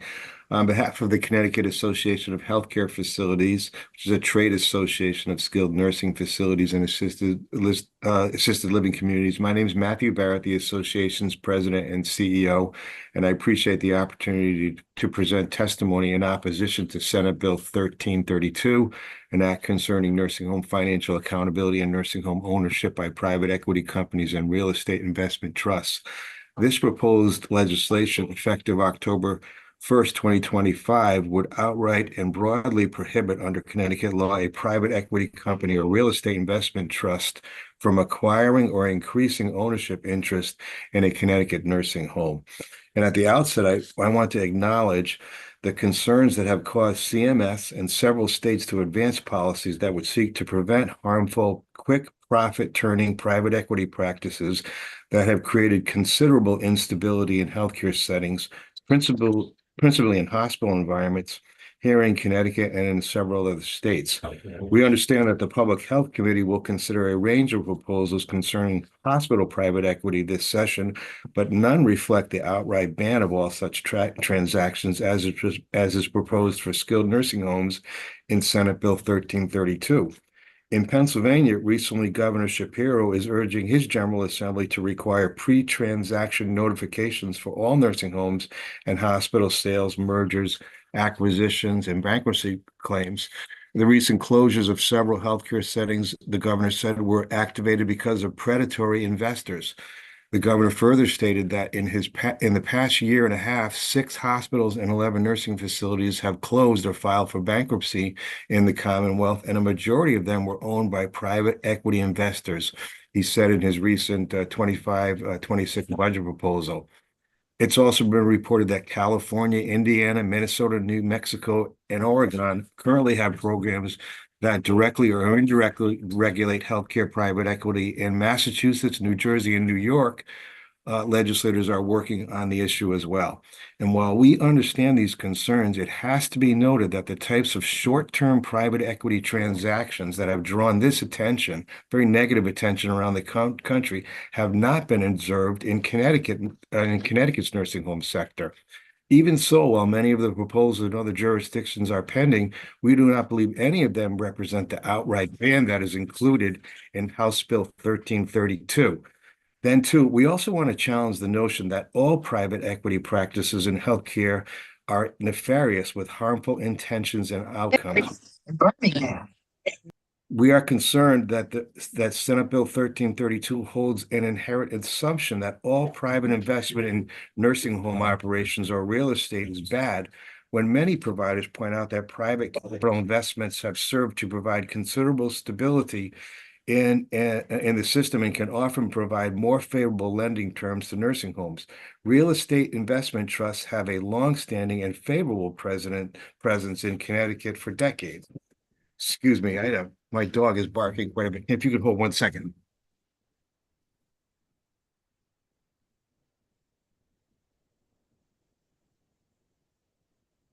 I apologize, Representative Garibay. I also want to point it out in our testimony, and I've submitted written testimony for the record, that there is extensive disclosure of ownership in nursing homes, as well as disclosure of other nursing homes in other states which are owned, operated, and managed by owners, and that the Connecticut Department of Health oversees a very rigorous process that evaluates the character and competence, quality of care, and acceptable history of past and current compliance with state or federal requirements and laws. And that this strong body of law has even been improved or expanded on recently by the Centers for Medicare and Medicaid Services in a November 2024 policy transmittal that includes further disclosure and oversight over management and related party practices, including practices related to private investment and real estate investment trusts. And so, given that the Department of Public Health is now reporting that there are 12 additional nursing home transactions, change of ownership transactions pending, and noting also that Connecticut nursing homes are approximately 88% full, and 15 homes have closed over the last or since 2021 rather. I'd really urge very careful consideration of this proposal and urge that it not be adopted in its present form. And I'd be happy to answer any questions that you may have. Thank you. Are there any questions? Seeing none, thank you for your testimony. Thank you very much. Next up is Leanne Fallett.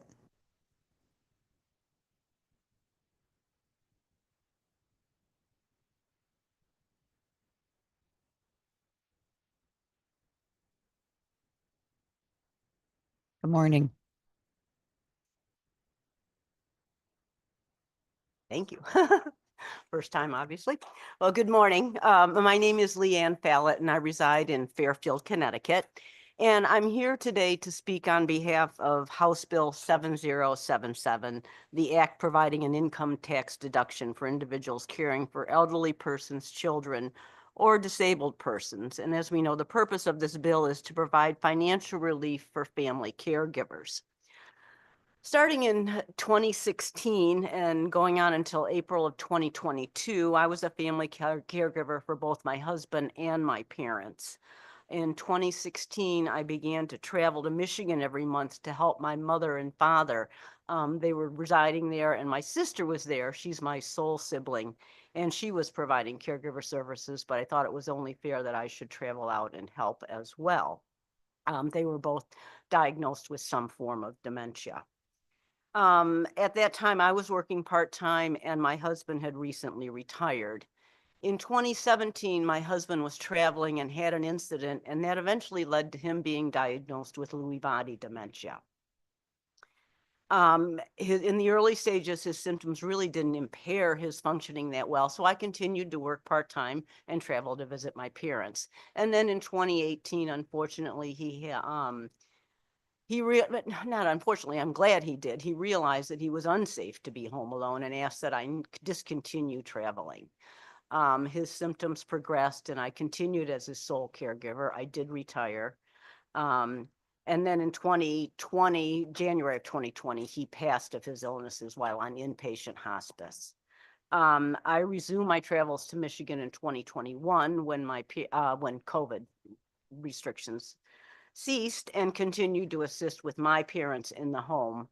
And at that time by October of 2021 and then in April of 2022, both my parents passed, but they were on inpatient home hospice. And I guess emotionally, I was a problem drinker to start, but that didn't help much. And so at the end of 2022, I was hospitalized for gastric issues and later diagnosed with cirrhosis. And the ironic thing about this disease is that I'm going to eventually require the care of a caregiver. So I'm here speaking, I guess, on behalf of myself. In terms of financially, all the expenses that we paid out in the in-home care for my parents and my husband were all out of pocket. They came from mine and my husband's income, my parents' income, my sister and her husband's income. They were all fairly independent. So it wasn't until the very end that we initiated some renovations to my parents' home to make their downstairs powder room more accessible to them as individuals. Unfortunately, they did not live to see that come to completion because, you know, you get in line.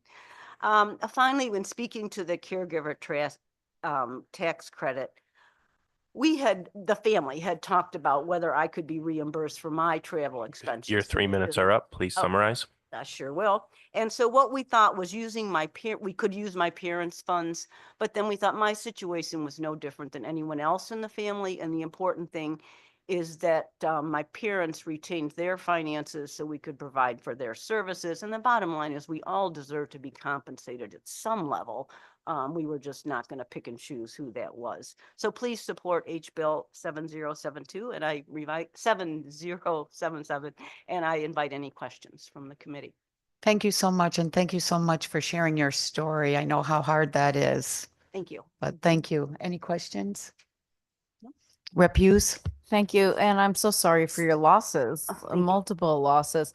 When you reference HB 077, you said tax credit.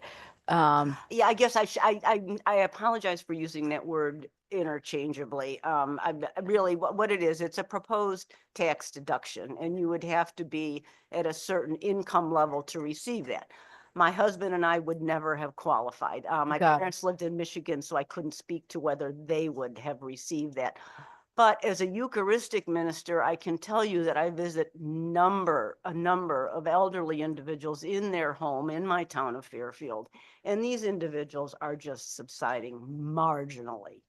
And the people that are providing caregiving to them are, again, putting all kinds of renovations into the home, buying gadgets on Amazon, and it's all out of pocket.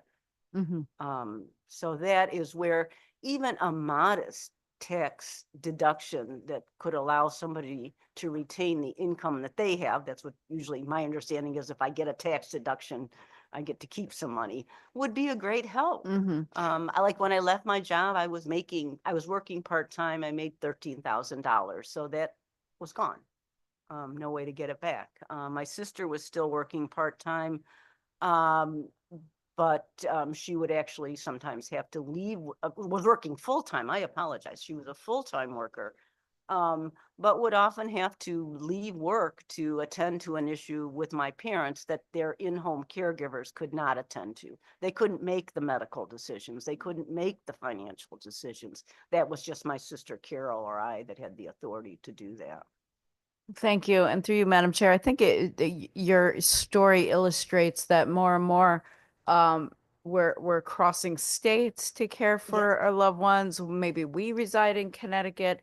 Would that qualify because, you know, or is it just because we're taking care of a Connecticut resident? I mean, I think you're really speaking to most caregivers these days are also older folks on fixed incomes. They are, you know, and maybe retired themselves or part-time themselves or working later in life than 65 or 67 in order to keep caring for elder loved ones. And so that's why we're having this conversation of tax credit versus tax deduction, because I apologize for adding no confusion. there's no problem, because it is a tax deduction as proposed, but earlier you heard some testimony about making it a tax credit because it would cover those more constrained folks like yourself, it sounds like. But I just thought that No, your thank you for the story clarification. illustrates really how complex, how you know, that we're caregiving across distances and across states Well, in and order to sometimes the keep people. extent to which you will go to assist a loved one, like when my husband had his incident, I was in Connecticut and he was in Los Angeles. And so it took me 2 days. Again, I was working, but not working because I had to get my husband from California back to Connecticut Mhm. safely. So I'm on the phone with the San Diego police. I'm Mhm. on the phone with his friend that lives in San Francisco, all trying to figure some way to get my husband home safely. And we did, but it just illustrates you'll move heaven and earth to be with a loved one who's in distress, no matter what it costs. And then you just pick up the cost of that after the fact, if you can. Thank you. Thank you, Madam Chair. Senator Wong. Thank you, Madam Chair. And there are multiple meetings going on. I apologize, but hearing bits of your story and if I'm repeating things that you might have said, I apologize. But I think first and foremost, you bring up a very difficult quandary because there is no greater role in a showing of love than to care for loved ones as an extended family member. But it's also exhausting. It's also costly. And I think people never bemoan that because you would do anything for your loved ones. And when we're talking about being able to give tax deductions or tax credit, to me, it's both the same. It's providing financial relief. Now, we're looking in regards to caregivers and the burden of cost that provides and the stress and the financial worry. But let's put that into the context of the real world sometimes. It's simple as the price of eggs, inflation cost, increased property tax burden, the all omnipresent utility cost increases. These are fixed costs that people must bear. There's no tax relief for that, right? And I think we talk a lot about affordability, and I don't think a lot of the population takes account of our seniors on fixed income. And there seems to be very, very little sympathy for those that have made the right decisions and saved and have developed assets that put them outside of some of the resources for those that lack the income. And it's a very small population because one of the bills that we're addressing is to be eligible for Husky C and Medicaid in the state is $1,600 of assets. I think that's one where the leadership of this committee truly believes it's outdated since 1973. You know, I was with you in Fairfield when we had that discussion, and that's one I definitely want to help pursue as well. That is outrageous. And You it's not cannot kept live in up. Fairfield County on that amount of money. If you were to say to me, put me back to 1973 cost of living, I'm all for it. I'm all for it, right? What's the price of gasoline back in those days? But it hasn't kept up. And so I think our system has been woefully inadequate. And I think this is an important conversation to give another method of relief that is specific to a population that is doing something that they would do anyway, but it is a burden nonetheless. And it's a little more tangible too. I mean, at least it's something you can see that says maybe somebody cares a little bit and appreciates what I'm going through and what I'm trying to accomplish here. Some level. And it's not just you as a spouse, but it's also extended family, children and relatives that take the time to provide care. It would afford more of an opportunity for people who have daily challenges of trying to make a living and staying in the state to be able to give some time to do that. It is a struggle. Would you not, can you articulate, not just for you, but any other extended family member, that this bill and the potential tax credit or deduction could offer for loved ones to be able to take time from their work? You know, one of the past couple of years, AARP has done a fantastic job to to increase the visibility and the role of caregivers. Mhm. It's not just a nice idea. It comes with a sense of responsibility that people willingly take for loved ones, but it comes at a cost. And how can we as a committee and how can we as a legislative body ease that burden? That's what this bill means to me. What does that translate to you ultimately in the No, role that it you have? means it to me too. I did point out that, the way the bill is drafted right now, my husband and I would never have qualified for that in this. And I'm just going to speak to us because we lived in Connecticut. I can't speak to the state of Michigan. We would have never qualified for it. But as I said, I do serve as a Eucharistic minister, and I do visit families where the identified person needing care is living at, on their Social Security income and is lucky if they have Medicare and Medicaid to go along, and the family members are helping them out. So it would help groups like that. And these family members, per my observation, have been primarily working class individuals. Again, my husband and I will acknowledge, we're of a higher income level. That is not the case of most people who, in my experience, who are providing this in-home care assistance. Because people at my income level, I mean, unfortunately, when my husband reached the end of his life, I was faced with the unfortunate circumstance of he wasn't going to die quick enough in hospice. And so I was going to have to transfer him for probably 1 or 2 days to a nursing home.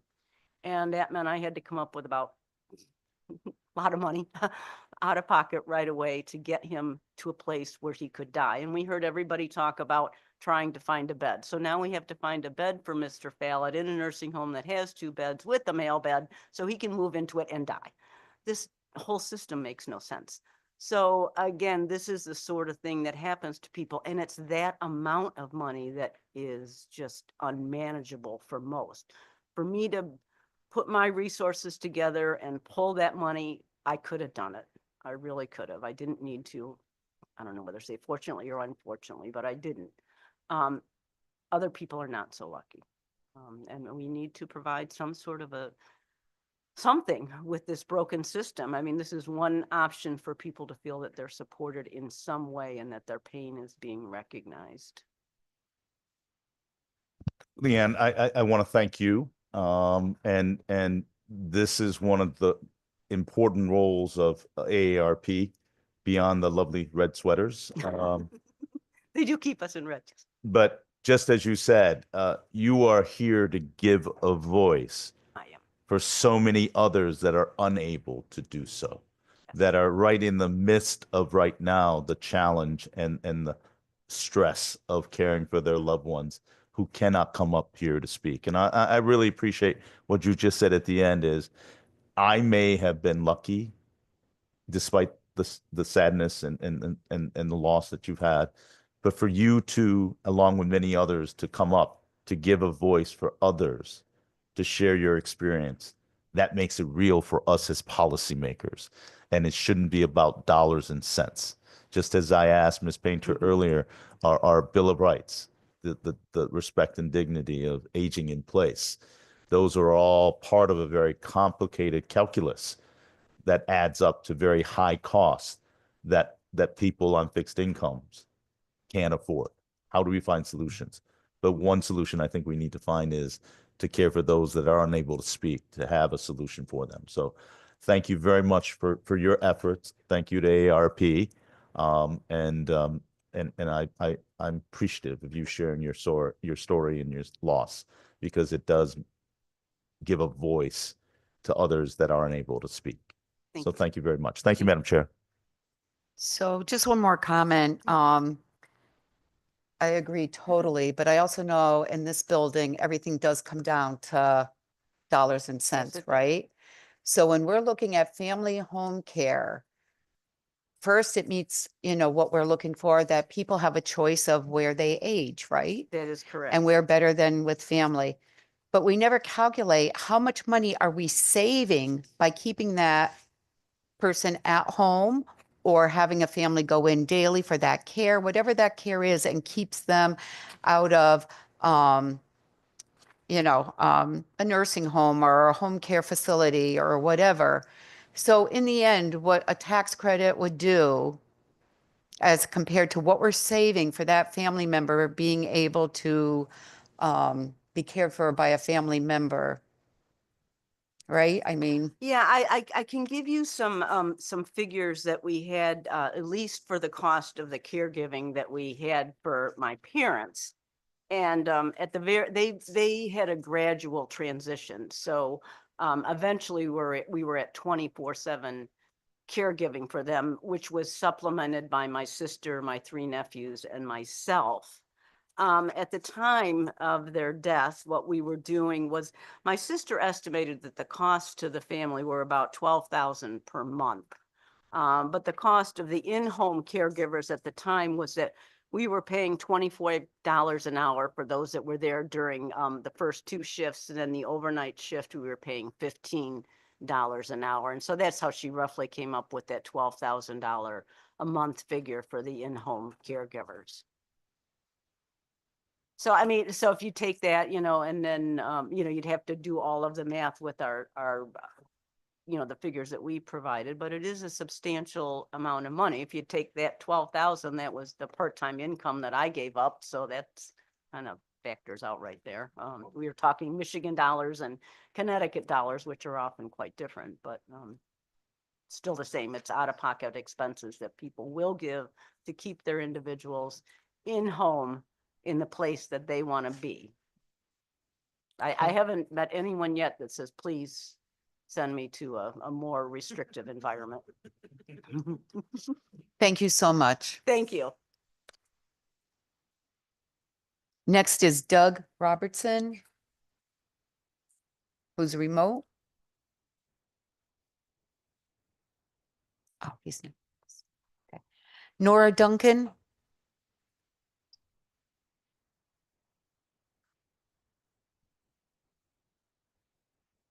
Think we're still morning, right? Good morning. Thank you for having me today, and thank you for having so many thanks to all my volunteers for being here. So my staff, but she's paid to be here, so it's fine. So I submitted quite a bit of testimony today for the hearing, but I wanted to testify today. I decided to last night after spending some time in the banking committee yesterday. And so I'm going to testify on Senate Bill 13, as is one of my volunteers. So I'm not going to go into the details of financial loss and the like. But what I do want to do is sort of do some cross-committee pollination. And yesterday, I've been working with a woman named Jacqueline Crenshaw of East Haven. And she's 60 years old. And she is a supervising radiologist at one of our larger hospitals. And I included her story in my testimony because, when we're talking about financial fraud and schemes perpetrated against senior citizens, and thank you to Senator Wong for raising this bill in the first place, I think, and the committee for taking it up. We're really talking about an issue where the law enforcement sometimes brushes people off, and we know that, right? And I don't necessarily blame law enforcement. They have a lot on their hands, but it happens too frequently. And if you watch the testimony of Jacqueline Crenshaw, which I did find is at minute 1 hour and 11 minutes in on yesterday's banking committee, I think you will see that law enforcement, whether we're talking about the appropriation for this or not, just take the appropriation for this issue out of the conversation for a minute. But your colleagues over in the banking committee, law enforcement, folks are on the same page on financial exploitation, and specifically in her case, crypto crimes. So Jackie lost almost $1 million in a romance scam. Okay, she worked her whole life. She's been in her house for 32 years. She's losing her house, 100% losing it.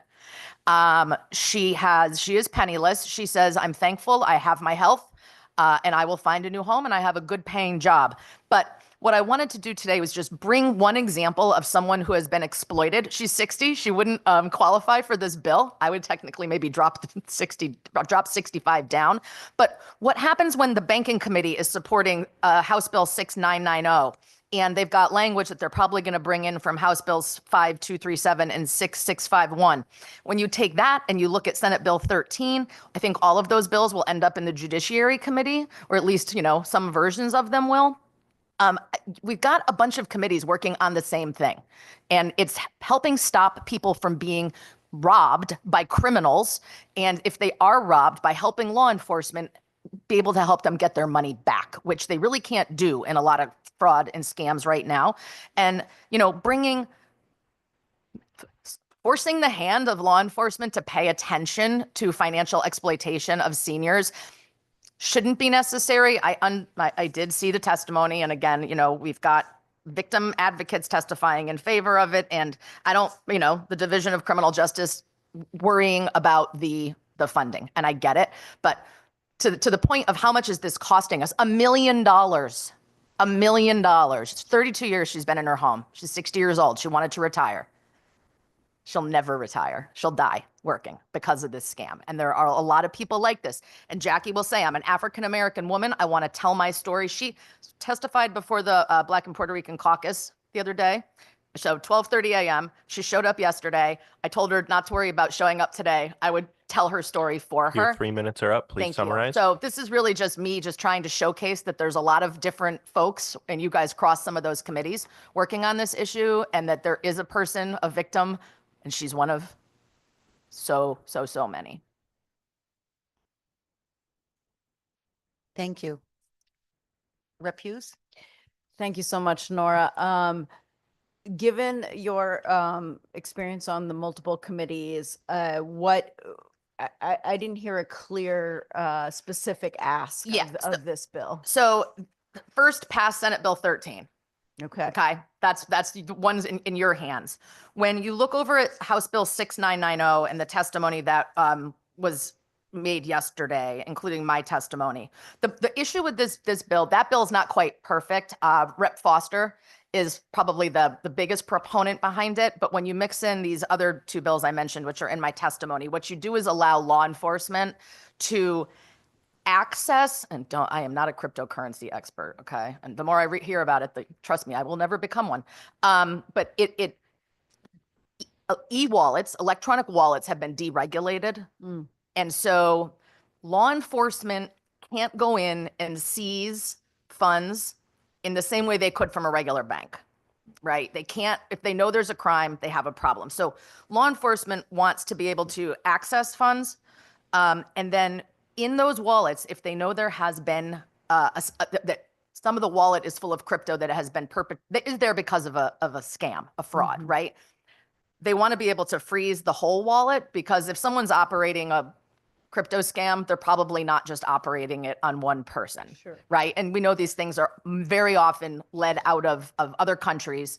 Law enforcement has a hard time. I once got a call from local FBI asking me to please help them educate people, because they're like, we cannot stop these folks. But if they have the ability to like freeze these assets, to go after these assets, to identify whose assets they are, and then maybe even be able to, you can sort of follow the electronic trail of crumb. Forensics. Yeah, and get to who else that money might belong to be able to notify people, we think you've been scammed, you know, this is your money maybe, like, can we help you? So, I mean, it all comes together in a very complicated crypto wallet issue for these bills. But overall, I think Senate Bill 13 speaks to the broader issue of saying, like, if you have people who are dedicated to this and not just as a side hustle, like there are a couple of state police officers who do a lot of this stuff because it's important to them. I think all law enforcement starts to get educated. I think she wouldn't have been brushed off by the East Haven police.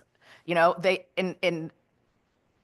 in my perfect world, I mean, there's a dedicated person in every police department, right? Whose job is when this kind of thing comes in, they get to see it first because they're trained and they know what to look for. Well, that's through you, Madam Chair. That's actually the model of the Special Elder Justice Unit. It's embedded in the state police, but then they train just like they do the Special Narcotics Task Force.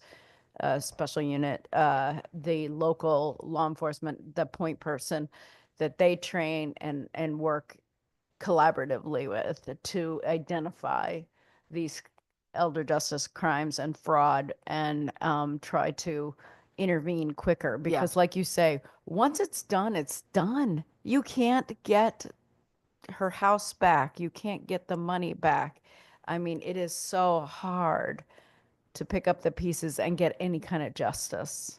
Yeah. So like really trying to, like Rep. Garabay said, educate and peer-to-peer and prevent and intervene sooner is the name of the game, and Yeah. we are falling Yeah, and behind. you know, I'd like to have every senior center know that there's somebody, you know, if they think something's going on, that they know there's a police officer they can contact in their town to say, I need you to look at this because I know you're the trained one, right? And make this, I mean, you know, the dollar figures that are lost. Crypto is the fastest rising fraud scam, like way to get money, right? In the country. But I mean, the amount of money that's being lost, the amount of people that don't report, you know, which is why Jackie wants people to know her story. Because she's like, she said, first of all, you know, she's like, I don't ever see African-American people coming forward to say they were scammed. She's like, I have to be the face so that other people feel comfortable because I know it's happening. I know it's happening everywhere. And she's been on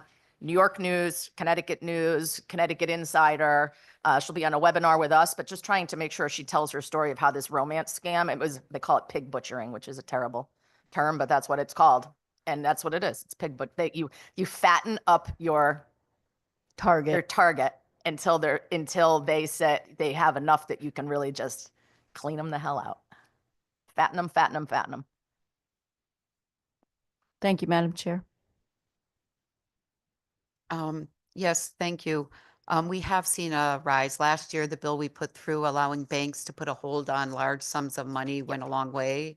I know we've all had in our districts people that have sent money, Western Union, hundreds of thousands of dollars going. So that was a start. And Yeah. thank you for coming Yeah. and bringing it more to life for Yeah, us. the crypto. So if you guys like take a look at those bills, listen to her testimony, and maybe you can sign on, and this can become a much more taking it seriously by more members of the General Assembly would be great. Oh, yes, Senator Wong. Thank you, Madam Chair. And Nora, thank you. And again, thank you again for all your fabulous volunteers and even the hired staff. They do a great job. We're talking about a lot of legislation, a lot of bills. But I think one of the things that we need to tout is the public service announcements that you provide to the broader community. I think one of the most challenging things as a legislator that is promoting awareness and prevention is that most people don't think it could happen to them until it does.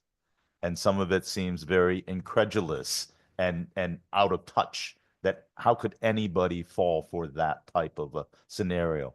And I think one of the critical elements that I've learned from experts in this arena and also from ARP is isolation and the sense of not having that opportunity to talk to someone. Did you get that phone call?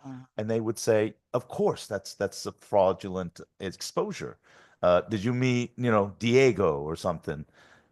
So I will say to you, we're going to do our part on the policy side, but obviously it comes with a lot of implications, and sometimes it gets stuck.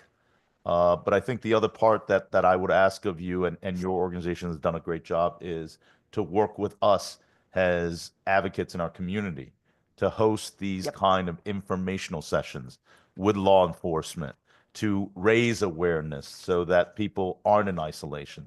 And I think the other part that I would like to work with you on is to raise the greater awareness of the effect of fraudulent use of artificial intelligence, to be able to get personal data that delves into that kind of connection that opens a door for fraud and criminal activity. So I like to be able to, if you could share with this committee some of the work that your organization has undertaken.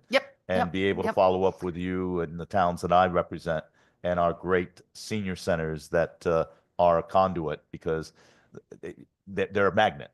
Yeah. In addition to serving lunch, they're an equally important magnet because that draws them in. So I'd like to ask of you to work with you, in addition legislatively, to ask for ARP and our local law enforcement to work in getting this information out. Absolutely. And I know Barbara's going to talk about this later, but we at Invite, we can bring in our trained, we've got over 20 trained volunteers who can do our fraud presentation. We're part of the Elder Justice Task Force in Connecticut, along with Mairead, and so there were some other folks in the room. And we work closely with the International Association of Financial Crimes Investigators in Connecticut and nationwide. And we have the AARP Fraud Watch Network, which is we all work on it in states, but we also have the national, there's a webinar today that we're putting on at 12 o'clock, I think, right? So if anybody, and that's one of the few things I allow my team to record and to keep of our webinars. And so I can send you guys some connections. And then the other thing is like that stuff can go out in your newsletters as well, right? So we're happy to, but we'll go to by invite, as long as we're not within 90 days of an election you're running for, we'll go hang out with you guys anywhere. Otherwise, no, but yes. Well, consider the invitation extended and to all of you. And I wore my red sweater too. Good job. Are there any other questions? Seeing none, thank you so much. Thank you. Next is Tom Gilday, who's in person. Oh, there he is. I was looking that way. Sorry. Sat on the wrong side, apparently. No, And I wasn't wearing red, so I apologize. no side is a bad side. Good morning, Madam Chairwoman Hokedal, Madam Chair Garibay, and esteemed members of the Aging Committee.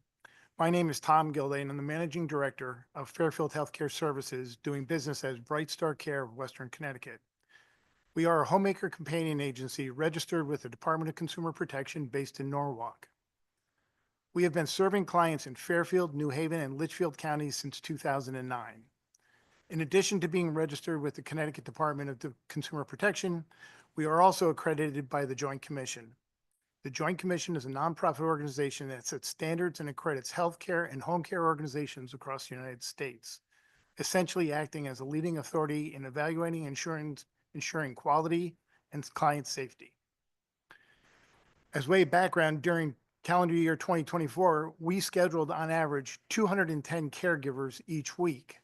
Those caregivers provided 375,650 hours of quality care to roughly 355 clients during the year. While some of those clients only required a few hours of care per week, others required care 24 hours a day, 7 days a week. In 2024, we hired and onboarded 360 new caregivers.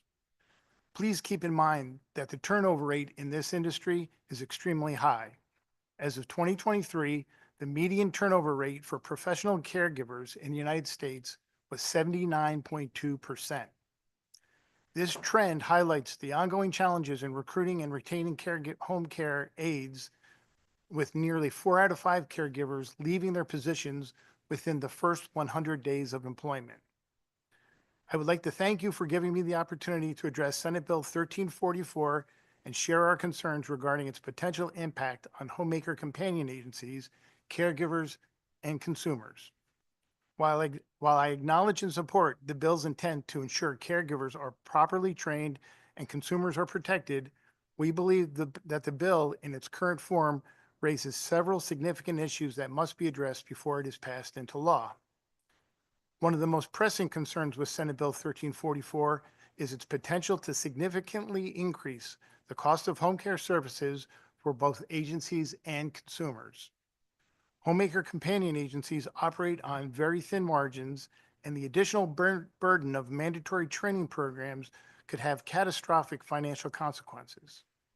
Agencies will be forced to pass these costs on to their clients, many of whom are seniors, individuals with disabilities, or people living on fixed incomes. If the requirement to provide 10 hours of training to every newly hired caregiver and an additional 10 hours of training each year for our existing workforce is implemented, it would significantly impact our staffing and operational costs. To ensure that all caregivers receive the necessary training and that it is properly Your tracked. 3 minutes are up. Please summarize. In closing, we strongly believe that the importance of properly training caregivers to ensure that consumers receive the best care possible. However, we believe that Senate Bill 1344 in its current form will place undue burden on homemaker companion agencies, increase the cost of care for vulnerable populations, and introduce unnecessary liabilities. We urge the committee to work with the Connecticut chapter of the Home Care Association of America to address these concerns so we can develop a solution that protects consumers while maintaining the affordability and accessibility of home care services. Thank you for your time and consideration. I'd be happy to answer any questions you may have. Thank you. Are there any questions? Senator Wong. Thank you, Madam Chair. What would this bill do to your business from a standpoint of constraints and your ability to provide care? I think the objections, as you can see, the committee's intent is to bring more transparency and more readily available care and services in aging in place. So what does it do to your ability to do business in the state of Connecticut? And can you kind of reiterate again, even though you ran out of time with 3 minutes, repeat again, what are the top 3 factors why you oppose this to your ability to do business, provide Sure. quality care? Sure. I think the number one issue that we would like to have addressed is the required number of hours. 10 hours seems to be a very high number. We already provide 5 hours of orientation and training upon being hired. We only hire caregivers that have been certified as CNAs or certified home health aides, and they already have the background and ability to do their jobs. We don't want to take them away from providing care to the clients that need it the most. The second piece of the legislation that is problematic for us is that it doesn't seem to apply to registries or referral services, only agency-based care providers. And that to me is putting a much greater risk to the consumer because they don't understand the payroll responsibilities they have by hiring somebody privately. They don't understand the workman's compensation insurance requirements or how this could affect their financial liabilities in their own home, hiring those caregivers directly. And so what we're looking for is the right number of hours to be utilized for training those caregivers on a hiring basis and then on a per year on an annual basis. But more importantly, make sure that the same regulations are being applied across the whole home care model, not just on the agency-based model. I appreciate that. That helps me understand a little bit better and clarity of some of your asks. I think the last question I'll ask is the challenge in private equity into this business plan. Are your franchisee, is it institutionally owned or is it a nonprofit? It is owned by a individual, not corporately owned. Nor private equity. So No thank you. private equity, yes. No, I appreciate that. Thank you very, very much. Thank you, Madam Chair. Thank you. Can you tell us what goes into those 5 hours of training? What are they receiving with those 5 hours? It's a combination of training on all the regulatory items that we want to make sure our caregivers are fully aware of. What is the gold standard in providing a home health care? What does the Joint Commission require our training elements to cover? So HIPAA training, red flag training, financial abuse, elder abuse. And then we also go into competency testing of those aides during that orientation program. And is it the norm for home care agencies to only hire CNAs or certified people? Or do some hire without that? Some hire without that, but it is our standard of care, and it's a standard that could be applied across the entire home care model if it was determined that was the best approach for this as well.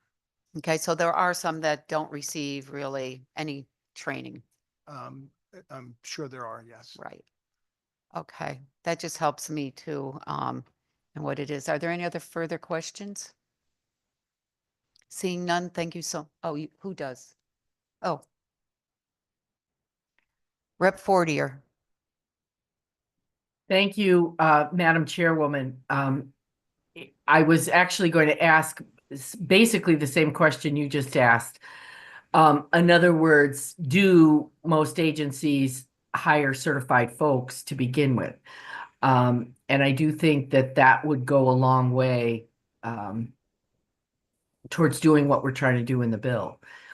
How about the idea of the 5-hour training? Do you think that most agencies do some of their own orientation and training on hiring folks?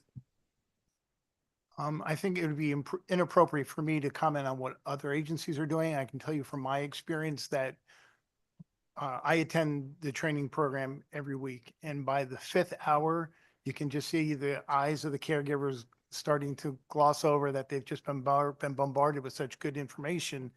And then they still know that we have quizzes that are how we wrap up the training program. Quizzes on what they have just been spent time the last 4 hours learning. So again, I would hate to comment on what other agencies are doing.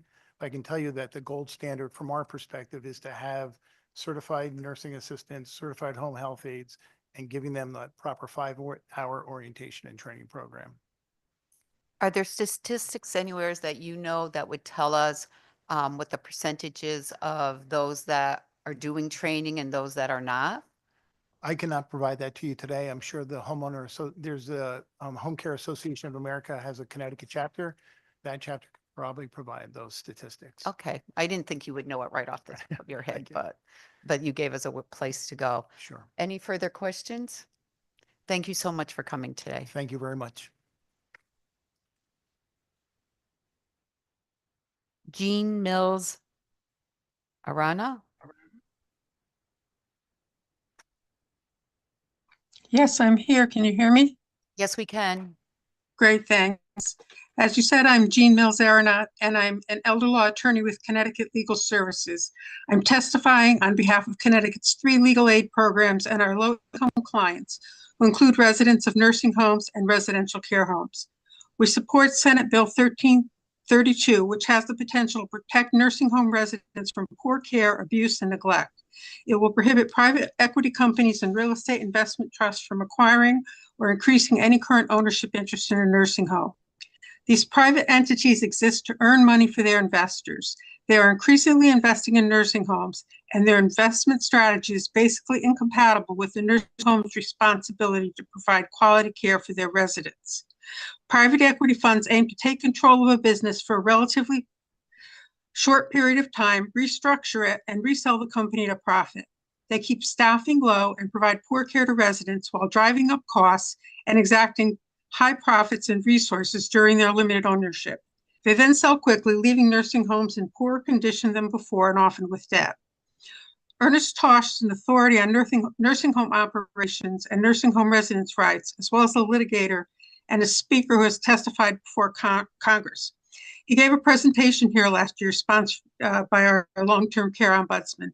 Attorney Tosh described in detail the complex structures used by private equity to inflate nursing home expenses by selling the nursing home real estate to a related owner, then paying increased rent on the building to a real estate holding company. Management firms by shared owners are another common method of driving up costs, with all profits going back to the private equity company. More related companies charge fees for providing services like food, prescriptions, and laundry, all at a profit. All of these layers of related players increase the nursing home's cost, leaving less money for staff and vital care for the residents. There are numerous studies showing bad outcomes for nursing homes and their residents when they are acquired by private equity. For example, the Center for Medicaid Advocacy recently compared 29 homes purchased by a private equity firm with homes that had not been acquired. The private equity homes had considerably lower health inspection and overall ratings, lower nursing staffing ratings, more abuse citations, and higher civil money penalties. Federal penalties increased to almost $84,000, over 17 times more than the comparable homes that were not owned by private equity. Connecticut has enacted laws to try to make private equity companies more accountable, but it's still very difficult to tell what is going on in the exceedingly complex structures they create and operate. And even knowing what they're doing does not make the residents in the homes they own safe and well cared for. 1332 would help to solve these problems by prohibiting any further acquisitions of nursing homes by these companies. It will go a long way to assuring that owners of nursing facilities are working to provide good care for their residents rather than merely maximum profits for their owners. We support the passage of this bill. I also would like to testify briefly on 6972 concerning transfers and discharges in residential care homes.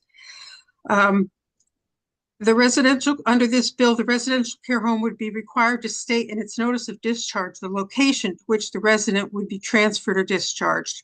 This is critical for the resident to know in order to evaluate whether to contest the proposed discharge. Secondly, the home is required to transmit the mandatory notice to the long-term care ombudsman to her internet website portal the same day it's given to the resident. And as she testified, this is vital given the Your short 3 minutes time are up. frame. Please summarize. This is vital given the short time frame of the discharge process. Both of these improvements would make it more likely that a resident can make an informed decision with help and assistance with the ombudsman, which the ombudsman can provide or facilitate. Thank you very much for the opportunity to testimony and to testify, and I'm happy to answer any questions. Thank you so much. Did you submit your testimony in writing? Yes, I did. Okay, good. If I could have thought and had the eloquence of your words, you nailed it. You know, you brought it to life, so I appreciate that. Are there any members that have questions? No, seeing none. Thank you so much. And you put it in and we will all review your testimony. Thank you very much. Karen Harrogate? In person, yep. Thank you.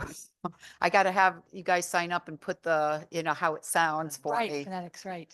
Okay, thank you. Thank you. Good morning. My name is Karen Harrogate. I'm from Hampton, Connecticut.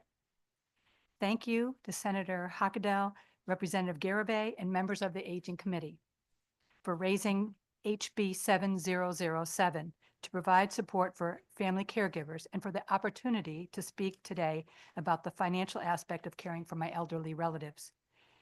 Caregiving is hard, very hard. There's no preparation, often no warning. No one says, oh, by the way, when you're in your 50s and still working, you better be prepared because you're going to need to start to help take care of your dad who has Alzheimer's. Oh, and you're going to have a family member come live with you for about a year. And then when you are retired, you'll have been caring for your parents, your in-laws, and an aunt for more than 7 years.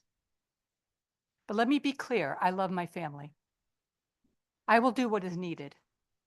But honestly, I had no idea what an emotional, physical, and financial toll caregiving would take on me and my family.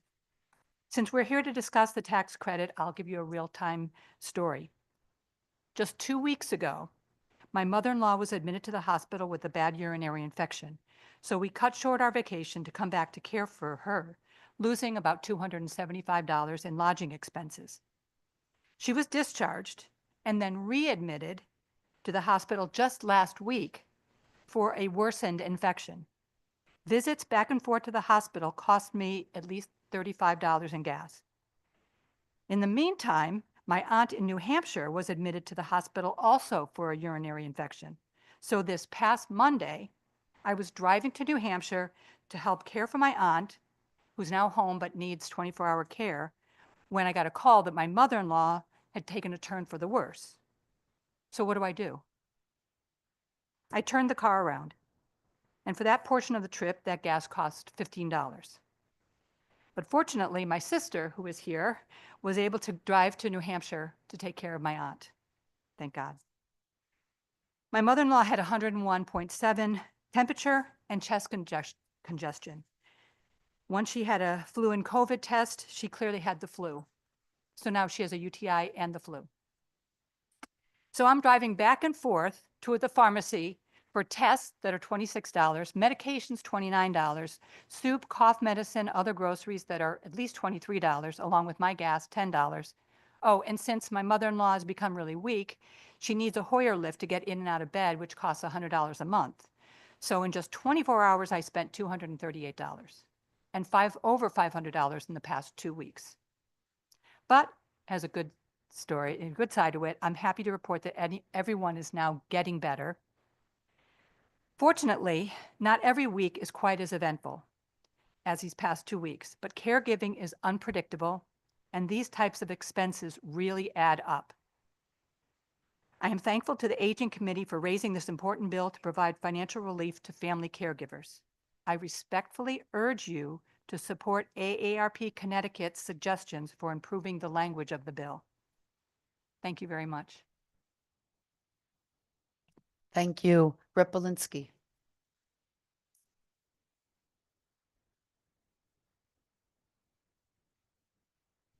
Trying to get my buttons right. Thank you, Madam Chair. Karen, first of all, thank you. Thank you for what you do. The one thing you didn't estimate is what the emotional cost is of not having a life that belongs to you. You know, what pieces of the rest of your life are you missing out of because of the sacrifices that you're making? And it's rhetorical. You don't have to answer that because you and I have sat in the same exact car seat, shuttling state to state to respond. The AARP concept, which has turned into raised bill 7007, is worthy of support. You are worthy of your support for the care that you administer to your to your loved ones. And I believe it's a very small price to pay so that the state doesn't have to pay to have your loved ones in a skilled nursing facility for $600 a day. So it's a bill worth consideration, and I appreciate the sacrifices that you make. Because if not for people like you, people like your parents and my parents would be lost. Thank you very much. Thank you. Are there any other questions? Thank you. When you bring a story like yours, it really helps us to understand, although many of us have been caregivers also, but it brings to the public actual scenarios for them to be able to grasp what we're talking about. So it's much appreciated. Thank you. Thank you.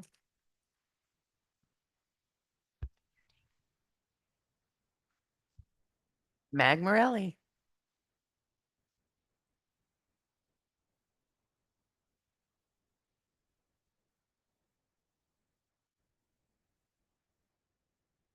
Good afternoon, Mag. Good afternoon.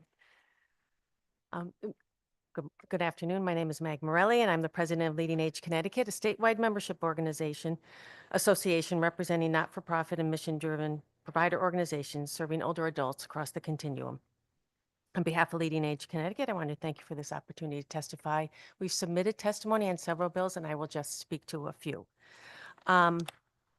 Regarding House Bill 6985, an act concerning nursing home and residential care home abandonment, we oppose this bill, which would make abandonment of nursing home and residential care home residents a Class A violation.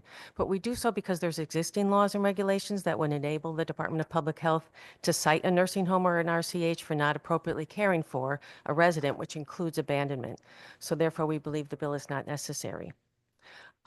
House Bill 6986, an act establishing a senior citizens Bill of Rights. We support this very positive statement of rights for our state's older adults. We do have a concern regarding the proposed mandate to post the notice in each nursing home and managed residential community, as these settings each have their own unique set of Bill of Rights. And we are concerned that posting this other one might cause confusion both for the residents and visitors. House Bill 6987, an act concerning closures and evacuations of RCHs and nursing homes. We support efforts to continuously improve upon our practices and procedures surrounding closures and evacuations of long-term care facilities, but we do have some comments regarding the proposals contained in the bill. Regarding Section 3, we want to note that for the committee that nursing homes are currently required to have an emergency plan, which would include planning for evacuation of a facility. We agree that transportation is a critical element of that plan, and it is already included as an element of the long-term care mutual aid plan that they participate in the state. DPH currently participates and oversees a long-term care mutual aid plan, as well as being charged with ensuring that each nursing home is in compliance with the regulations requiring emergency planning. We therefore do not believe that this section is necessary for the nursing home sector. Regarding Section 4, if this section were to be moved forward, we would urge the committee to place a reasonable upper limit on the amount of insurance or amount of coverage per resident that would be required in the, this is for the RCH, for the loss from because of a disaster. We're not, we too are not aware of this type of insurance policy that can be obtained. And if this were to move forward, we'd appreciate the ability for a provider to guarantee to cover up any loss up to a certain maximum rather than maintain an actual insurance policy. My members just were not aware of this type of insurance that they could obtain. Section 5, the status of nursing home bed availability fluctuates on a daily and sometimes hourly basis. Transfers, discharges, bed holds, waiting lists, insurance coverage issues, etc., all impact the status of bed availability. And to maintain a real-time database, which this bill calls for, would be costly, cumbersome, and time-consuming, both for the Department of Public Health and the nursing home providers who would have to constantly report. We therefore oppose this section as burdensome, costly, and unnecessary for the nursing home space. We do want to make the committee aware that in an emergency, our state's long-term care mutual aid plan can query the nursing home sector at a moment's notice to gather real-time information on available beds to be used for sheltering. Emergency closures and evacuations do not occur frequently, but when they do, the long-term care mutual aid plan addresses the emergency evacuation process and provides for emergency shelter while allowing time for placement. The Your placement 3 minutes process are to up. occur. Please summarize. All right, thank you. And I just wanted to say to 1333, I just wanted to say we do have a value-based payment system in place with our acuity system. It's been planned and established, and we just need to identify additional funding to fund it. Thank you for this opportunity to speak. I'd be happy to answer any questions. Thank you so much. I know that timer drives me nuts. You know what I mean? And you were I try to be racing to get it through, but you did submit your testimony, Yes, we correct? did. So we can take with time and do that. Any questions? Rep. Belinsky. Thank you for all you do, Meg. And you know that this committee particularly likes to work collaboratively with you. With your written testimony, what would you say are the highlights that were remaining in your testimony that you'd like to tell us about, so that you can give us that encapsulated, and then we would look forward to circling back with you and laying the bill against what already exists and streamlining and keeping it as simple as we can. Happy to do that whenever the time allows. Most of the other bills that we supported, I just always think it's important to point out when there's something that we have a concern with. So and the adult day center transportation, very important, and we strongly support that.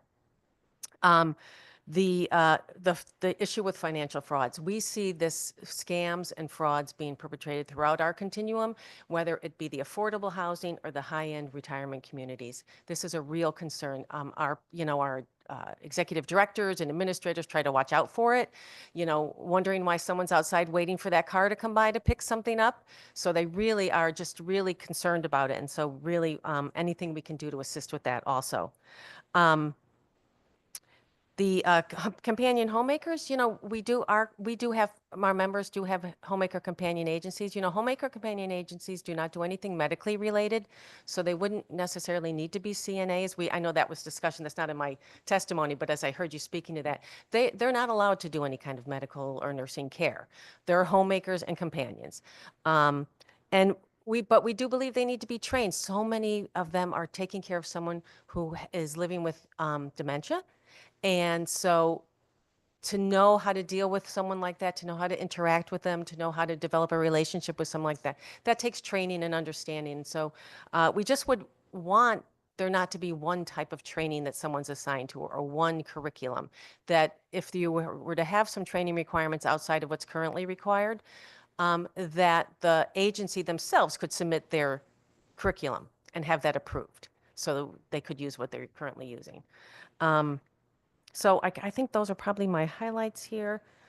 We do get a little nervous about the private equity issue. I mean, we're not here as proponents of private equity, but there's several bills in the building that are trying to define what it is and to restrict it.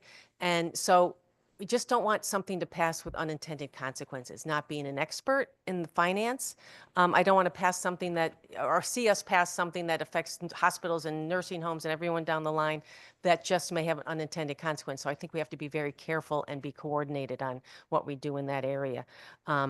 Because, you know, there's only a fifth of the nursing homes are nonprofit. So most of the nursing home sector is a for-profit entity. And so we used to be a fourth. Now we're a fifth, and there's less nursing homes. So the number of nonprofits are shrinking. So we understand the concerns completely, and maybe we need to go after the behavior as opposed to the corporate entity.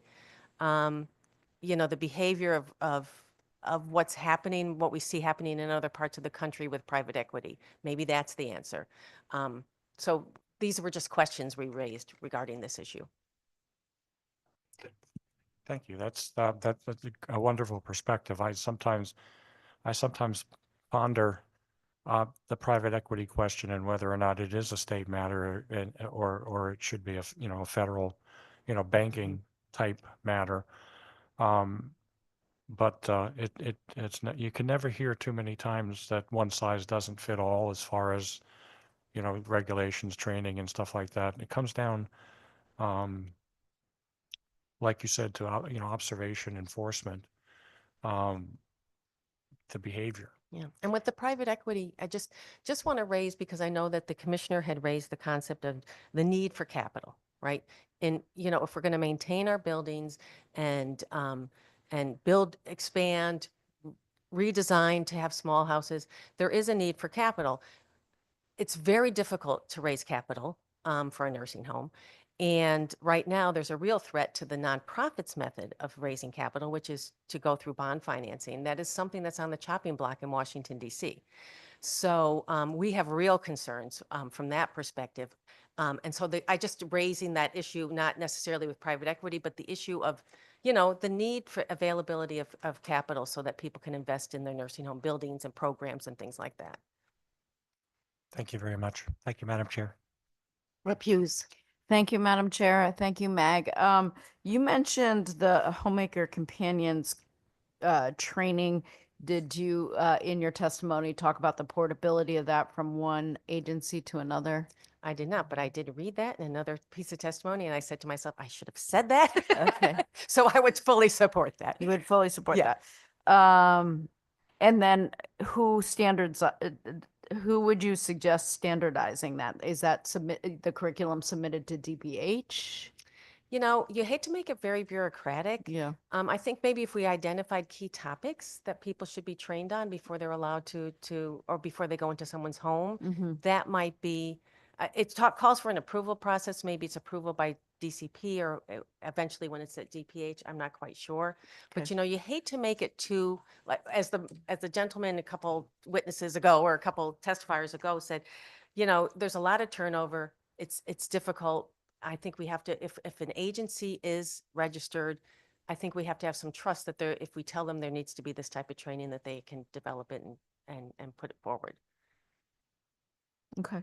And finally, your leading age is a member of the Elder Justice Coalition as well, right? Well, we have several members who are, yes. Yes. So, actually, before I get to that question, you also said SB 1333 value-based Medicaid reimbursement is not necessary because of already. Well, we developed it already. Part of Right. the acuity-based rate system that was Yeah. put into place and phased in has a value-based payment module to it. And there was a committee, Yep. we developed it, we identified the quality measures and made it so that it can be adjusted, so that if the state said, we're getting a lot of pressure ulcers, let's move that quality measure in and make that about, you know what I mean? So it could be something that could really work to improve care. Then there was a debate on how to fund it. And at one point there was a withhold that was, this might all ring a bell, that was suggested by the Department of Social Services that we opposed. Withholding from the rate you're already getting and then redistributing it through here. So we're trying to identify an area where we could possibly get some new money, new pot of funding that could be used to be distributed and refunded every year, distributed as value-based payments. So everything's set. They're collecting the quality measures. The nursing homes are getting back the reports. Part of it was a consumer satisfaction survey. That's what DSS really wanted. Right. That's been implemented by UConn. They've gone through a whole year of sort Yep. of setting the ground. So everything's in place. We're just nobody's getting a payment for it yet. Got it. So that's what we need to do, is find the money for the payment. And I don't know if this is the session to find the money for the payments, Well, unfortunately. I think my co-chairs will agree. We need to keep raising where we're at with that process, because, we want it to be value-based. We want it to be acuity-based, and we need it to be fair, I Right. suppose. Well, the good news is the acuity-based system is fully phased in, other than the quality measure. So we did a rebasing, the first true rebasing that I've ever known of, based on 2019 costs, but it really evened out the rates, and made a much fairer rate system, and really based on what's considered allowable cost by the state. So for my members, it was extremely helpful and helped to stabilize the nonprofit sector at this point. And we would love to have a value-based payment. I mean, we're not opposed to that. We were very active in developing it. We'd love to see that extra payment go to those who are truly, meeting the quality measure standards. That's right. Extra, Just- but not withheld. Right. Got it. Okay. And finally, as a member of the Elder Justice Coalition, or your members, what if you had a magic wand to address the epidemic of senior scamming, senior fraud, senior abuse, theft? What do you think that investment would look like? Oh, it's so varied. It's varied. It can be a family member showing up on the 3rd of the month when the Social Security check is deposited. It can be an AI voice over the phone claiming, as you know, I'm in jail. That still works all the time. And it could just be a get rich quick scheme. I mean, I don't know how to tackle it other than to try to enforce, go after the people that are doing it, so people see consequences. I mean, I know AARP is working on this all the time, educating people, getting people to understand, but it's true. You're embarrassed, right? If you're scammed, you're embarrassed. You don't tell anyone. And if you think somebody's in trouble, you don't want to tell anybody, oh, my grandson's been arrested. You're just trying to help out. And the other thing is, and is that a lot of this is done over the phone where people can't hear that well. Yeah. And, or they get letters in the mail. So often I would go to my aunt's house, and she would say, I've saved this for you. Would you read this for me? Is this real or not? So things it happens to me, right? It happens to me you. too. You get these phishing emails, and The toll email, you owe got a few of those. You owe a Yeah. text. So, so I wish I had the magic wand. I don't. Did you have, do you think SB 13 is timely in terms of, did you get a chance to look at that bill? I looked at it. I looked at it. As I said in my testimony, I can't speak to the details. I don't know Okay. well enough what's currently involved or not. Just knowing that we just support these efforts, and if there's anything that we can do to assist them. Well, we appreciate your collaboration and your expertise. So thank you, Madam Chair. Thank you. Senator Hockadell. Hello again, Meg. Hello. I just wanted to ask a couple questions about Senate Bill 1333, Sure. which is adding the value-based to our acuity-based. It is my understanding that DSS has already started gathering this information from 2 different sources, federal data, as well as information that's being given by UConn, that surveys both the patient and their families for quality and overall quality.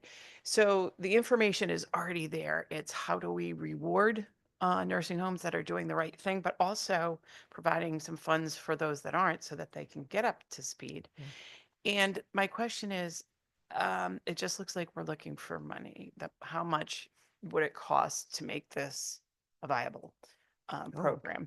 I don't know. How much? That's a good question. I didn't think you'd ask me that. I'll have to go back and get a good number for you to make it really, I think at this point where we've rebased the rates, I think that's really helped sort of the full line of nursing homes to be able to do some of the things they couldn't do before. Stabilized us a little bit. I think the withhold is getting at just what you were saying. If you withhold from people and then give it to others, then the people that aren't doing well are just losing money and they're never going to get better. There is, at one point we thought the civil monetary penalty fund could be helpful, but now CMS has really, that's the money that the state collects from the penalties, but now CMS has really restricted those funds. So, and what they can be used for and the amount that can be used. So I will get back to you though on what we think would be a good number to use. Because it's also my understanding that the money that we get from the federal government goes directly into our general fund. So it's not like we can withhold a portion of that as well. Like from the So, provider tax, you mean? Yeah. And we So- might lose the provider tax ability too. That's also on the chopping block. So yeah, we'd love to hear more input, directly from the nursing homes, that if we were to have some type of reward system, if you will, like what would be enough to make an impact? Absolutely get back to you on that. Great, thank you. Great questions. And I have to admit, I send my funky emails that I'm not sure of when Google's emailing me to my son. And he'll go, Mom, not. So don't be afraid to reach out to your loved ones for help. I am not techie. I know. Talking about the training for home care. So yesterday, I don't know what's in place now. That's my bad, that I should know more. But from what I've heard, there's no training required. Is that true? I think they're required to know about mandatory reporting, elder abuse. I think that's one of the things that they're required to train them on. So yesterday I heard from a constituent in a home care situation that they found out that the person going in for the home care was using a cloth, a cotton hard cloth, to clean out wounds, clean out their butts all together. And then they found she was just washing it in the washing machine with everything else. So to someone else, that may be common sense, but is there, I don't know, is there training just for basic? That'd be like infection control training, but they are not supposed to be cleaning out wounds. They are not supposed to be doing any type of nursing function.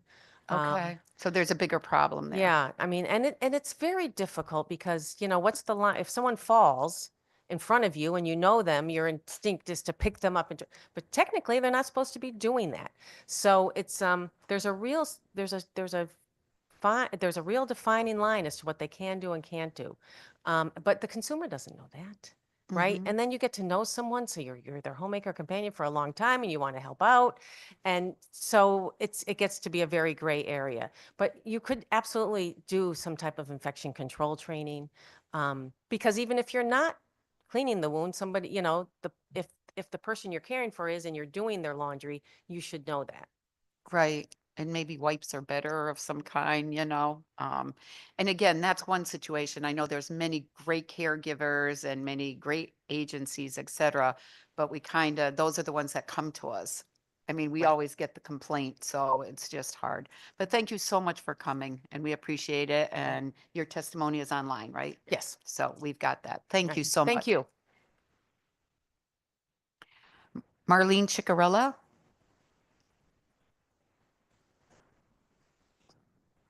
She's coming. Hi. Sorry. You can hear me? Yes, we can. Thank you so much. And good afternoon, members of the Aging Committee. I appreciate this time to be able to speak with you today. My name is Marlene Ciccarella. I'm managing partner of B&M Homemaking Companion Services and chairperson of HAOA Connecticut. My agency is non-medical and has served Medicaid clients in New Haven County since 2004. I support the objective of Senate Bill 1344, but believe that there can be improvements to bring clarity and ensure it meets the objective of safety and quality of care.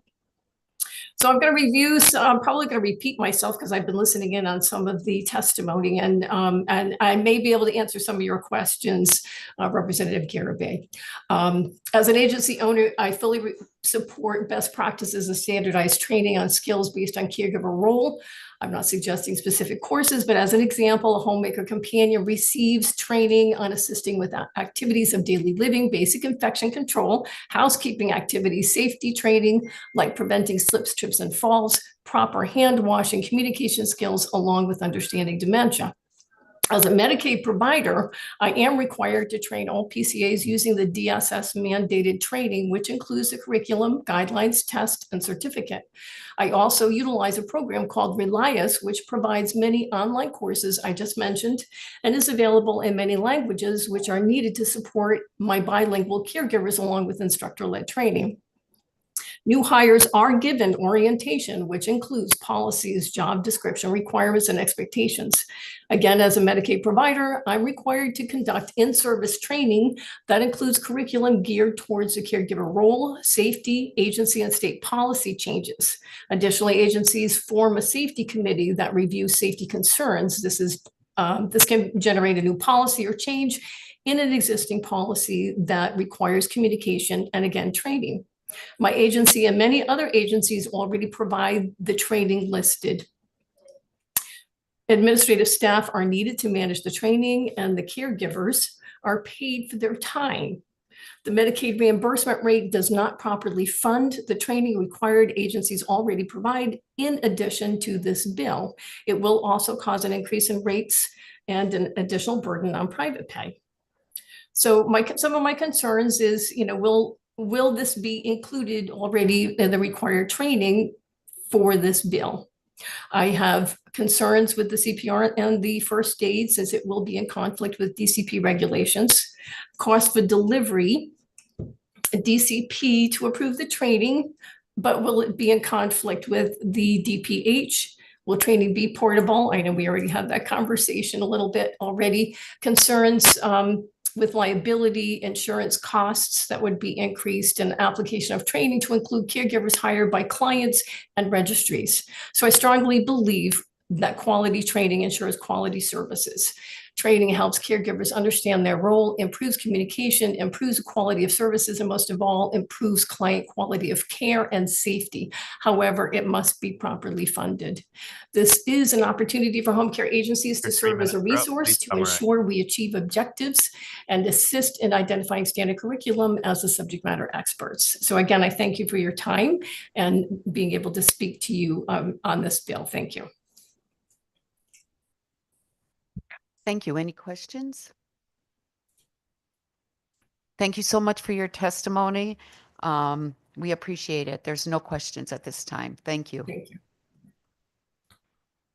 Chrissy Santini, remotely. Good morning. Good morning. Good morning, Representative Garibay, Senator Hochadel, and members of the Aging Committee. I'm Chrissy Scattini, the president of the Connecticut Association of Adult Day Services, and I'm here today in regards to House Bill 6984. First, I'd like to thank this committee for the ongoing support of adult day services in Connecticut. The past several years, we've been so grateful for the awareness of our programs, the funding we received, and the overall value and recognition for the work our providers across the state are offering. We truly thank you and appreciate all you do. As you know, adult day centers are a vital part of the home and community-based services spectrum.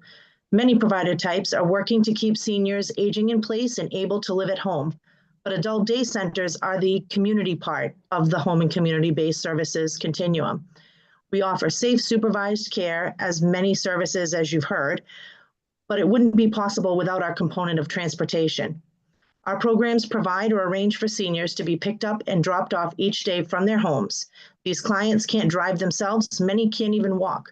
But our programs see to it that they safely leave the house, come out into the community, and get returned back home to their families each day. And it's no small feat. We have vans to maintain, some passenger, handicap, wheelchair vans. We have specially licensed drivers who are trained in not only navigating the roads, but in providing care for these seniors as they take them in and out of the house and back and forth to the programs. Many of these folks would otherwise be confined to their homes. And as wonderful as it is to be living at home and in the community, as you all know, it's truly, truly wonderful for these citizens to be able to come out into the community, be part of the community, and participating in the routine of daily life that is getting up and out of the house each day. The cost of transportation, however, is becoming unbearable. This component is included within our established rate, but the cost of vans, maintenance, gasoline, manpower, etc., has gone up exponentially in the recent years. And while we appreciate the funding we have and what we've received, it just isn't enough for us to meet the growing needs of our clients and the vast geography of the state. Our programs not only bring clients back and forth, but many of them also offer transport to outings, community events, and doctor's appointments, and all with no extra charge. In fact, a full day at an adult day center could even cost less than what is billed for one trip back and forth to a doctor's appointment, and even that can be a barrier for seniors to access. Close to 90% of the state-funded participants of Adult Day rely on the center's vans for transportation, and with the numbers growing, it's been very difficult for programs to expand and meet the needs of these clients. Therefore, today, we're here to kindly ask for your support of this bill, which would help Adult Day centers to offset some of the transportation costs. We truly appreciate your consideration and ongoing support because we feel that investing in adult day services is really investing in the community part of home and community-based services. Particularly, we're thankful for Representative Garibay and the Aging Committee's work through the working group we had this fall, several meetings, and including leadership from DSS, OPM, the Bureau of Aging, and others, where we were able to identify ways to strengthen adult day services. Our association is happy, thank you. Our association is happy to provide relevant data to discuss further or answer any questions you may have, including cost study, transportation costs, utilization reports, and other data that could be requested. I'm happy to answer any questions and to further explain any of the costs. Thank you so much. Thanks for giving me the opportunity to testify today. Thank you, Chrissy. First, did you submit your testimony online? I have not, because I wanted to be able to add in anything that was missed while we were speaking. So Can you send it to me and I'll share it with the Aging Committee? Yes, I was planning to submit it as soon as the hearing was over, but I wanted the chance to add in some information that answers some of the questions that have been asked so far this morning. Great, thank you. Are there any questions? Rep. Hughes? Thank you so much, Chrissy, and thank you for your year-round engagement with this committee to propose the needed legislation.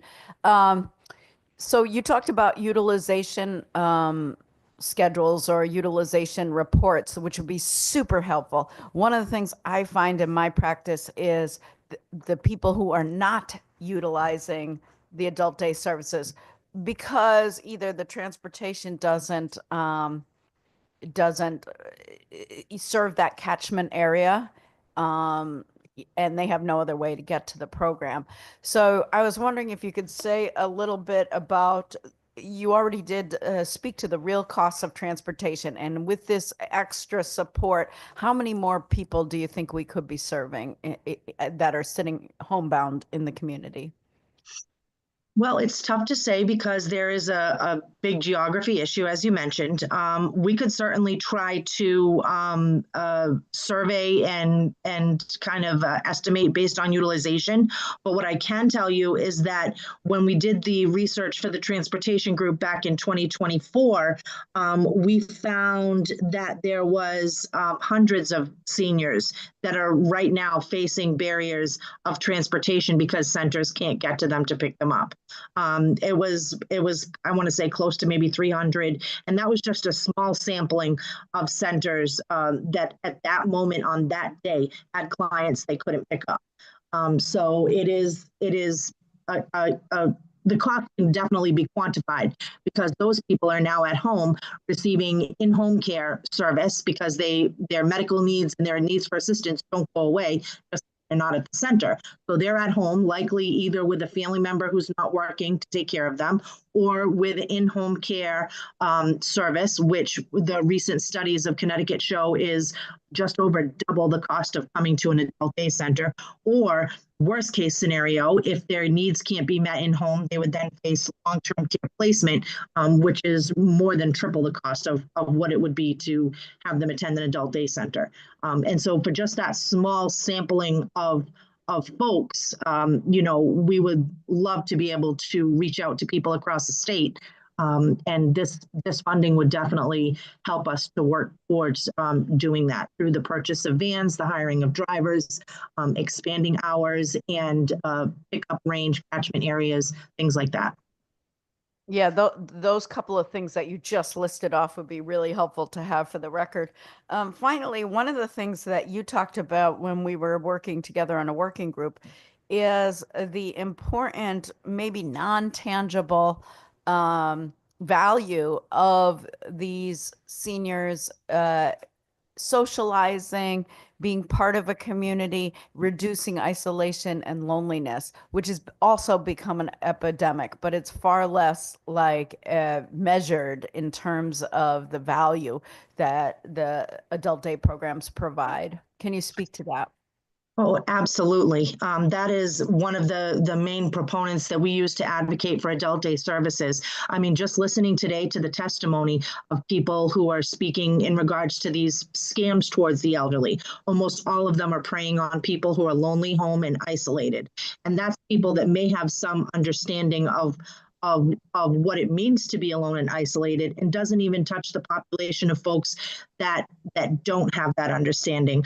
There's been research and statistics shown from the Alzheimer's Association and other organizations that having a daily routine, getting up, getting dressed, coming out of the house can slow the progression of certain Alzheimer's and dementia related diseases.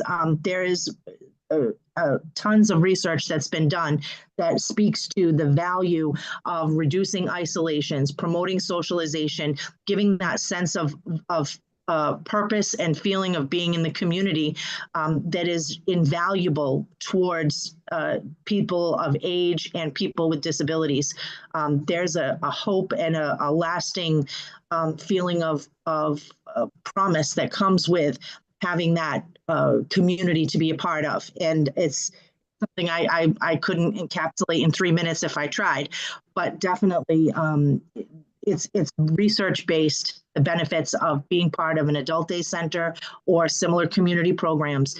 And just to tie it back to transportation, that without us being able to get to these folks, pick them up and bring them in, it's just not possible. They remain confined to their home, isolated, and all of these conditions will continue to worsen, and they progress more rapidly. It's been proven. So yeah, thank you for allowing me to speak on that. Thank you so much. One of the things that I also wanted to highlight for the committee members and for the public, for the record, is that many of these participants don't necessarily participate every day, but get the value from 1 day a week or 2 days a week. You know, again, that routine, that schedule, that human connection, that community building, you know, and that alone can be just like you say, can really slow the role of some of the deterioration immensely, because there's something to look forward to. Even the connection with the bus driver or the transportation person, that relationship becomes super important. And finally, do you have any statistics about the number of participants that have some form of dementia? Because I think that's a really important consideration when we're thinking about our dementia state plan and how we're caring for those folks who might need supervision all day long. Thank you. Yes, absolutely. We work very closely with the statewide respite program, and I would say there's a large portion of our clientele that have either some form of Alzheimer's, dementia, or if there is a risk of such condition developing and progressing. I don't have a specific number, although I do feel like we could calculate that and get that information both through the members of our association providing data, and possibly working with the FS agency and teams that also do the case management for our clientele. So I'd be glad to look into that. But I know that all of our centers are prepared and able to work with folks who have dementia. And I haven't seen a center where you don't have that type of mix in the population, but we definitely are ready and able to help those people. And particularly, they're the ones that benefit most from coming out of the house, not most, but benefit so greatly from coming out of the house and at least having a routine to get up in the morning, being able to differentiate morning from afternoon, not having breakfast at 2 o'clock in the afternoon, having breakfast in the morning, having lunch in the middle of the day, being, active throughout the day that makes you sleep at night, taking your medications on a routine that is acceptable with what the doctor wants for you, morning, afternoon, evening. All of those things come with the routine, and particularly with those who have Alzheimer's, dementia, and related diseases, that is crucial part of the care that we offer. So I'd be glad to look into that and try to get some specific numbers of who's being served right now in Connecticut. Great. Thank you so much. Thank you, Chrissy. That's all I have. Just in closing, thank you, Chrissy, for coming and testifying. And we all come from our own place with members that have had Alzheimer's, using adult day centers, whatever means that we are doing. And as you know, my mom was loved the Windsor Adult Day Center, and she didn't have Alzheimer's, but she was older. She passed away at 89. She was going a couple of days a week. She loved the art program and what it had to offer, and it released the rest of us to be able to go to work and do. So thank you for all that you all do in that field. Thank you. Thanks for all of your support. We appreciate it. Next is Tracy Wodak.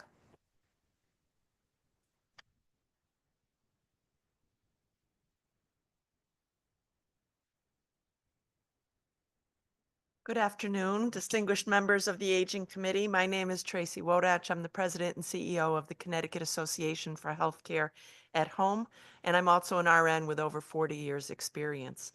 The Connecticut Association for Healthcare at Home is the united voice of our licensed home health, hospice, and many non-medical homemaker companion agencies. The association fully supports moving the homemaker companion agencies to the next level for both quality of care and training of employees.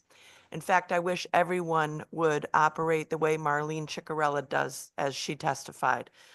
Definite best practice. The training and quality of care was the primary intent of Public Act 2348 in 2023, looking to transition the homemaker companion agencies from DCP over to DPH. Fast forward to this raised bill, SB 1344, of which we have some concerns with the specific training topics, as has been mentioned already.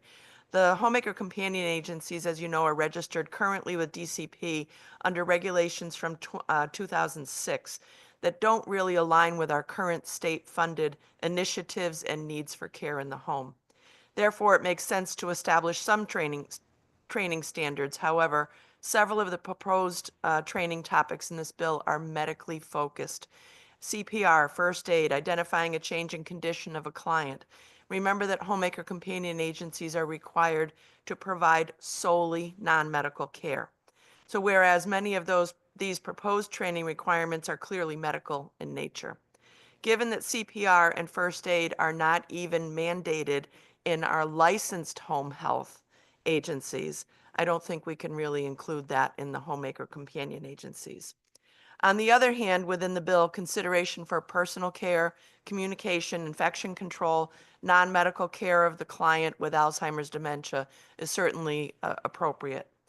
Furthermore, it's critical that any mandated training have the portability, as we've already talked about, and we can work on how to include that in language.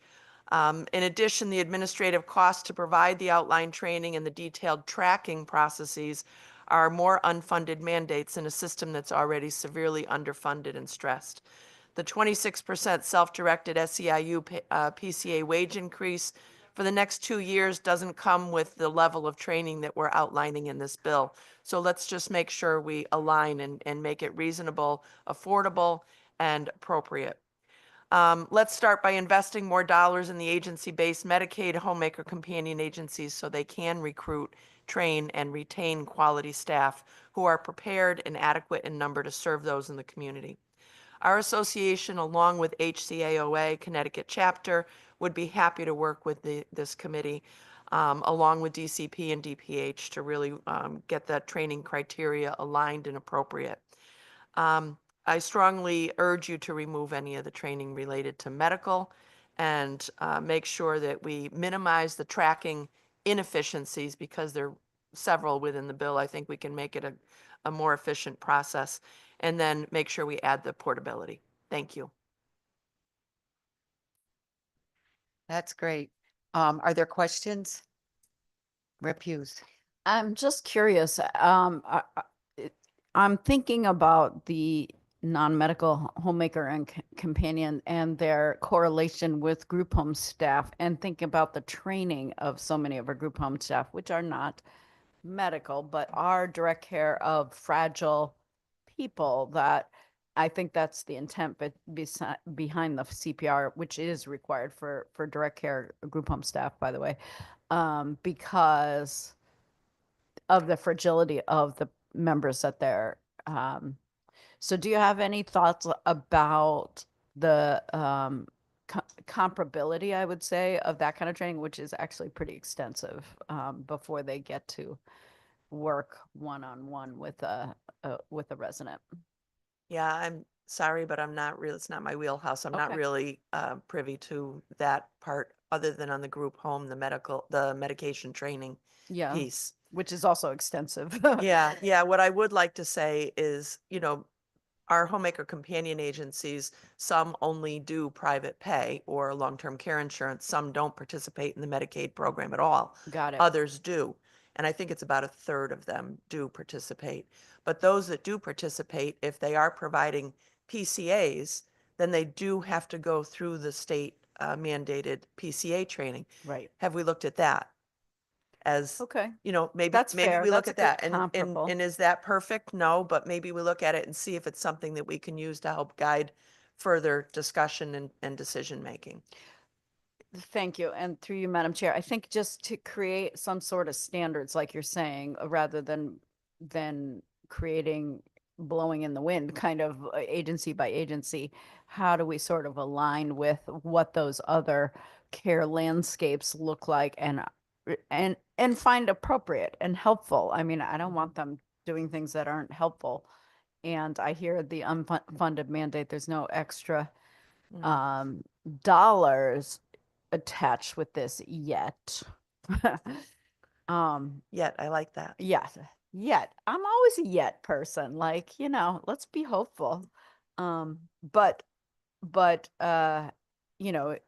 we want to equip our workforce to be as effective with our fragile folks as possible, and catch things and refer them to those medically trained within that scope of training and practice appropriately, like yourself. Well, I think what Rep. Garabay said before about the dirty washcloth and the cleansing of the wounds, et cetera, very challenging and concerning.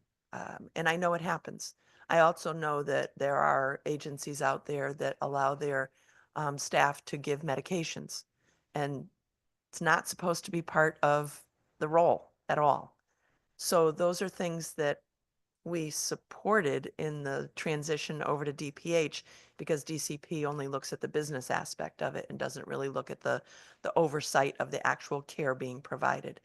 And the reality is, I think we currently have over 1,048 is the last I knew for registered agencies. So yeah. Last So I heard it was 900. We need to really move on getting something Oversight. in place for oversight Yeah. to make sure that everybody is operating as quality an agency as what Marlene described in the training and support that she offers to her staff. Thank you. Any other? That's really good information.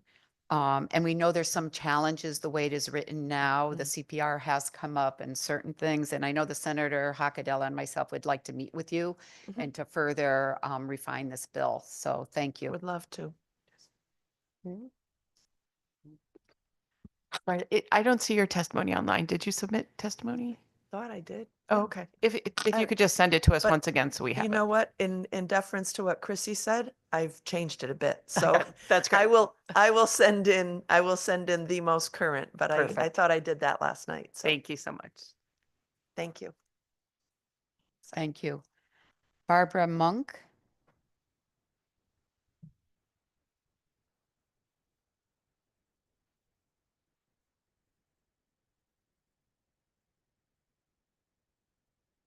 Good afternoon. Is this on?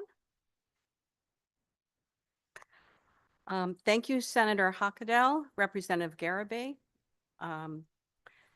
Vice Chairs and Ranking Members and members of the Aging Committee for hearing important testimony on Senate Bill 13 today. A special thanks to Senator Wang, who initially introduced the bill this season and built the support for it in this committee. My name is Barbara Monk, and I'm a longtime AARP Connecticut volunteer. AARP is a nonpartisan, nonprofit organization with nearly 38 million members nationwide and nearly 550,000 right here in Connecticut. We advocate on behalf of issues that are important to older adults and their loved ones, including issues related to financial resilience and living independently as they age. I serve on the Executive Council, and I am very engaged with the AARP Fraud Watch Network team in Connecticut. As volunteers, we bring our fraud prevention presentations to communities across the state. We partner with state agencies, law enforcement, and nonprofits with expertise in fraud prevention to enhance our presentations. We are happy to accept invites from any of you to bring that presentation to your community as well. AARP's policy supports the creation of a multidisciplinary team to address elder abuse issues.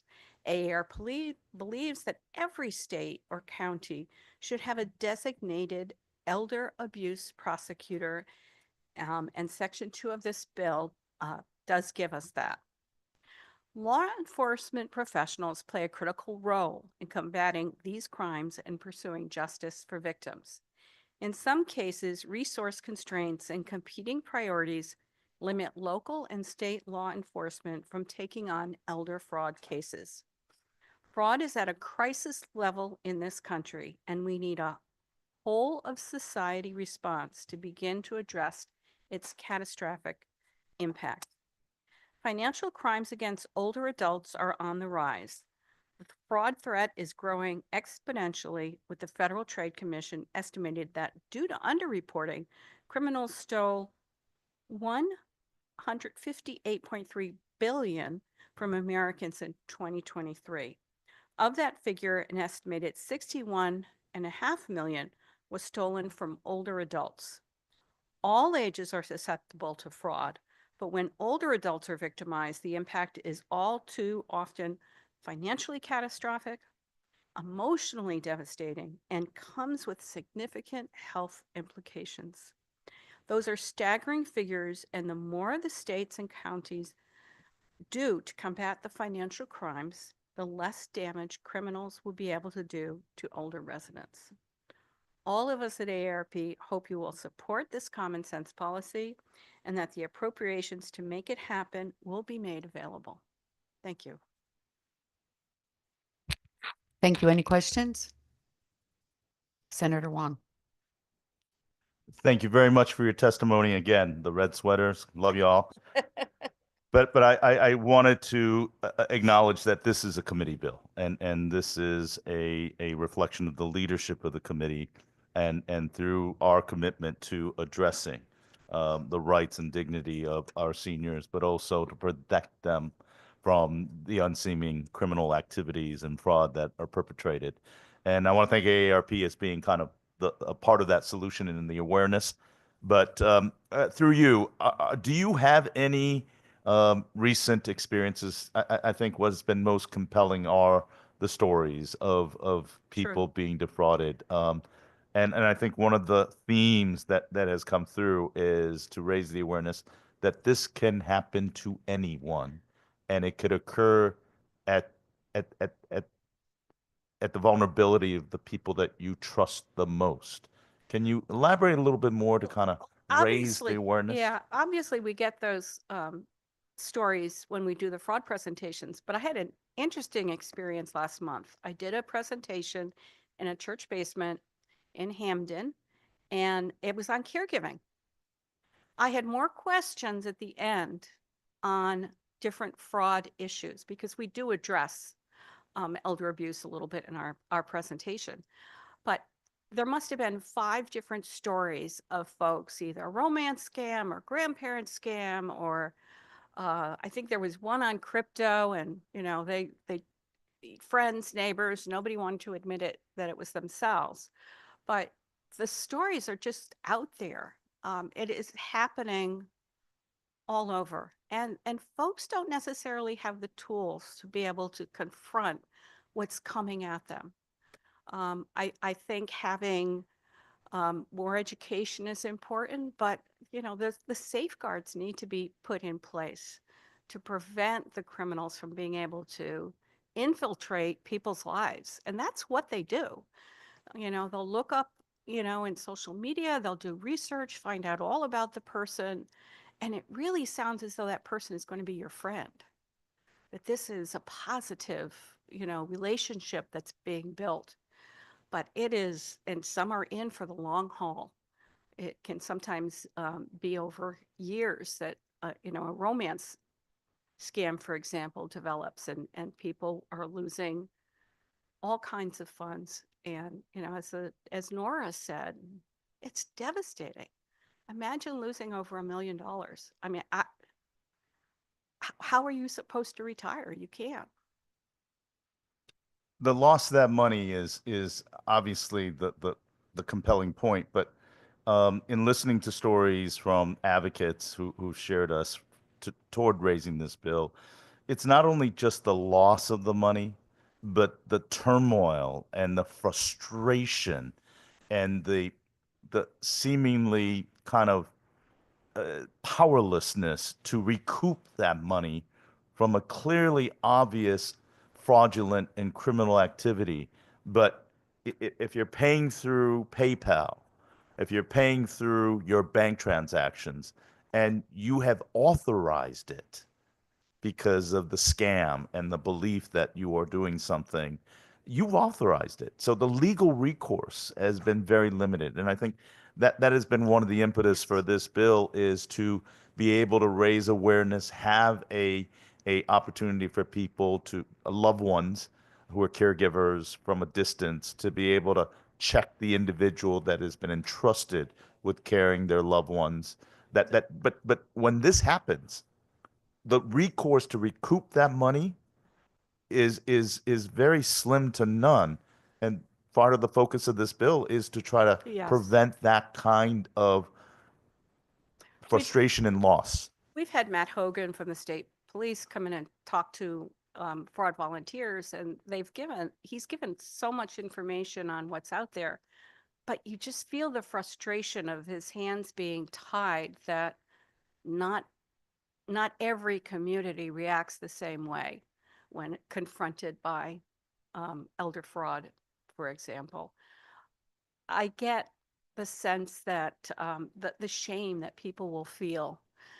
I can't tell my daughter, she'll think that I need to be put away somewhere. Or if I tell my daughter and all she does is shame me, how can I even go to the police after, something like that?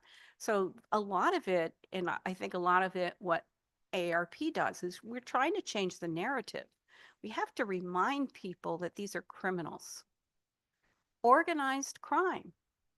And often the criminals are using slave labor to perpetuate these crimes in some foreign country, where there are folks whose own lives are at stake for being successful at perpetuating these crimes.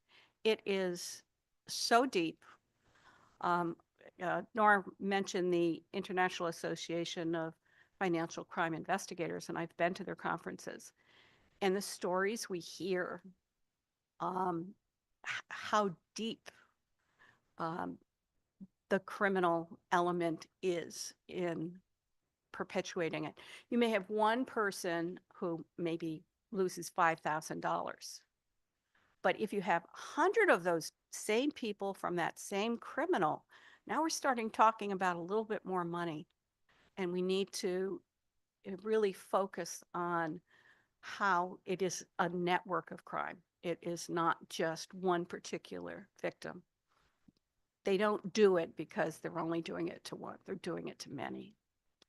And that's an important point you made is there needs to be sympathy for the victims, and they feel shame. And it's not their fault. The level of sophistication, the psychological manipulation is extensive.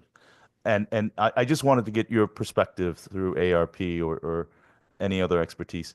The advent of artificial intelligence, the advent of social media, where our willingness to share the name of our grandchildren, the name of our favorite niece, and you got the name, and they're able to use those data points, and the potential cybersecurity loss of data points.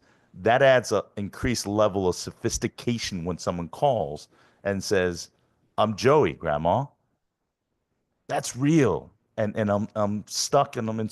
Can you talk a little bit of where our ARP has kind of raised some of the specter? Because one of the dangers of technology is you're stuck doing it on this, or you're on your computer in isolation, and you're going into the world that reaffirms everything. You're doing everything right.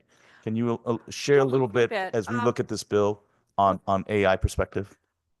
Well, one of the things that reminded me was that during the pandemic, and everyone was isolated, we wanted to connect to folks. And one of the things AARP did on a national level, I served on the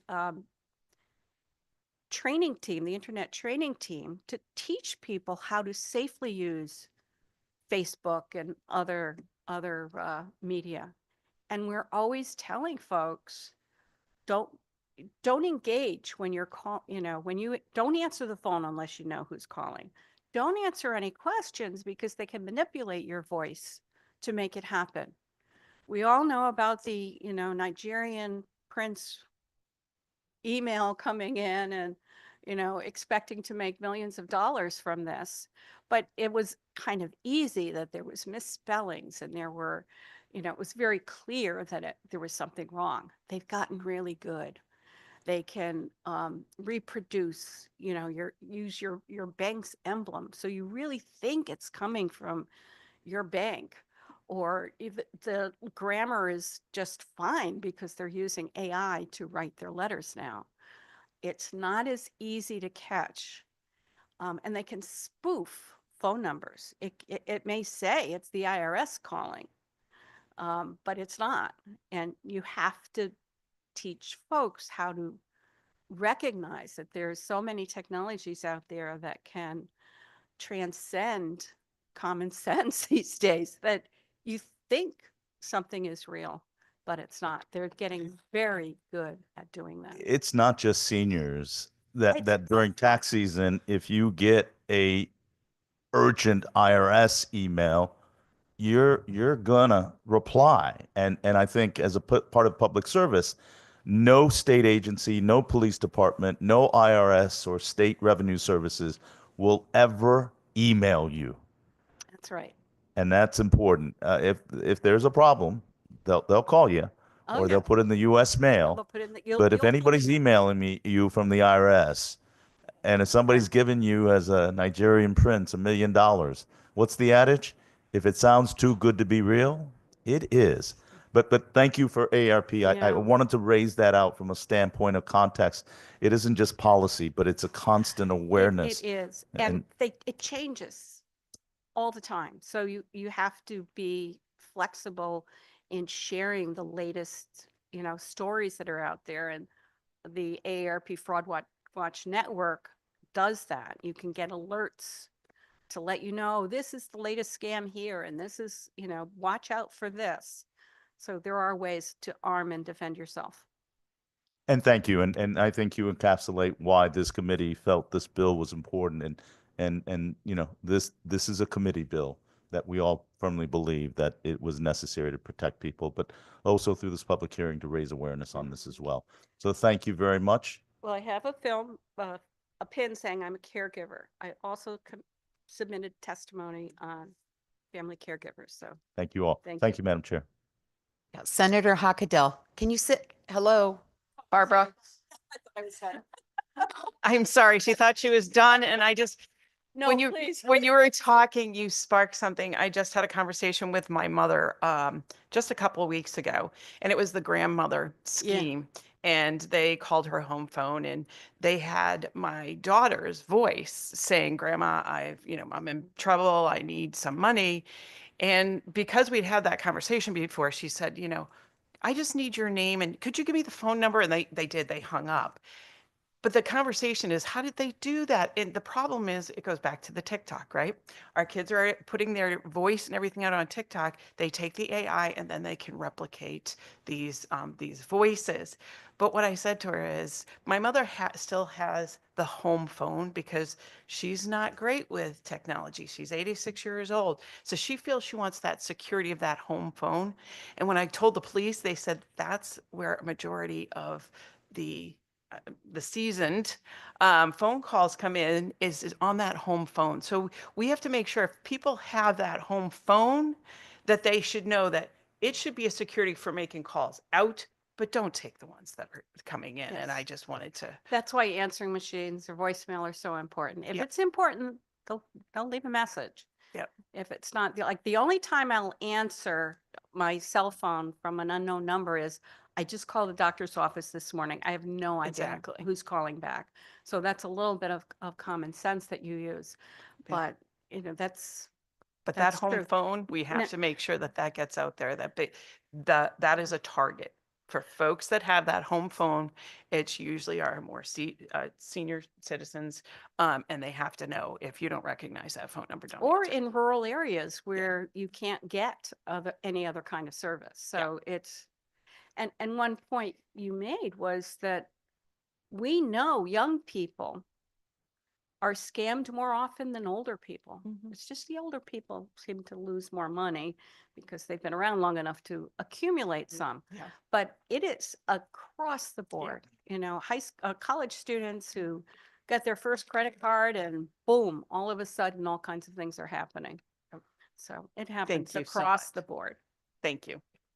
And I just have one comment Sure. that this type of abuse doesn't just come from where you would think normally. I know in my district, I've had a lot of calls when the insurance between Aetna and whatever the other one was, and the insurance agents went out to this woman and they changed her. Oh, you got to come because Aetna's going to not sign a contract. And they pressured her. And I said to her, I'm using a different name, Mary, just be careful. Oh, no, she brought her husband with her. They stayed for a while. They did. So they changed her insurance. A couple of days later, she went into the hospital. When she was released, they wouldn't let her back to her same nursing home. She had to go to a different nursing home. So there's different kinds of hurts that may not be $1 million, but it's still taking advantage of our elderly. And I thank AARP and all of you for what you do because it is getting the word out there. Thank you. Anyone else? Thank you so much. You're welcome. And last but not least, we have Howard Handler. Hello. Hello. Hi, Chairs Garibay and Hockadell, Ranking Members Belinsky and Wang, members of the committee. My name is Howard Handler. I serve as Senior Director of Strategy, Policy, and Government Affairs for the National Insurance Crime Bureau. NICB is a national, century-old, not-for-profit organization supported by approximately 1,200 property and casualty insurance companies, including many who write business in Connecticut. Working hand in hand with our member companies in Connecticut, state, and local law enforcement, we help to detect, prevent, and deter insurance fraud and crime. Insurance fraud is not a victimless crime. A 2022 study placed total U.S. insurance fraud at $308.6 billion annually. Fraudsters will exploit every avenue, form, and opportunity to bill consumers and their insurers to line their own pockets. which ultimately increases costs for everyone. Unfortunately, older Americans are often the target of choice for fraudsters and their schemes, including contractor fraud, medical billing fraud, body shop fraud, identity theft, scams, and more. Senate Bill 13 would help protect vulnerable senior citizens from financial fraud by establishing an elder abuse task force and an elder justice unit. Accordingly, NICB supports SB 13. Moreover, we offer 2 suggested amendments to further strengthen the fight against elder abuse and financial fraud. First, amend the bill language to expressly incorporate financial crimes as a form of elder abuse, such as by amending Section 1B to state that the established task force and elder justice unit may investigate suspected elder abuse, including financial crimes. This improvement will provide additional clarity on the task forces and units' directive and mission to combat financial abuse of senior citizens. Second, clarifying that the task force may also consult and cooperate with nonprofit organizations like NICB within the anti-fraud ecosystem. Section 1C of the bill provides that the task force may consult and cooperate with other government agencies, including those out of state. This could be amended to clarify that the task force is also authorized to work with non-governmental nonprofit agencies such as NICB, a longstanding trusted partner of law enforcement and regulators in Connecticut. Thank you for the opportunity to testify at this hearing, and considering our views, I'm happy to answer any questions. Hey, first, my standard question is, did you submit your testimony? I did, thank you. Okay, thank you. Does anyone have any comments? Senator Huang? Thank you very much for your testimony and finishing up a very interesting public hearing. Did you address Section 2 in regards to the role of the chief state's attorney's involvement in this bill, and how important of a role it is to look at enforcement for these criminal activities? Yeah, we did not specifically, our written testimony didn't specifically address that, but the need to have prosecutors that are equipped and trained and knowledgeable and funded to prosecute very specific crimes like financial fraud is very important.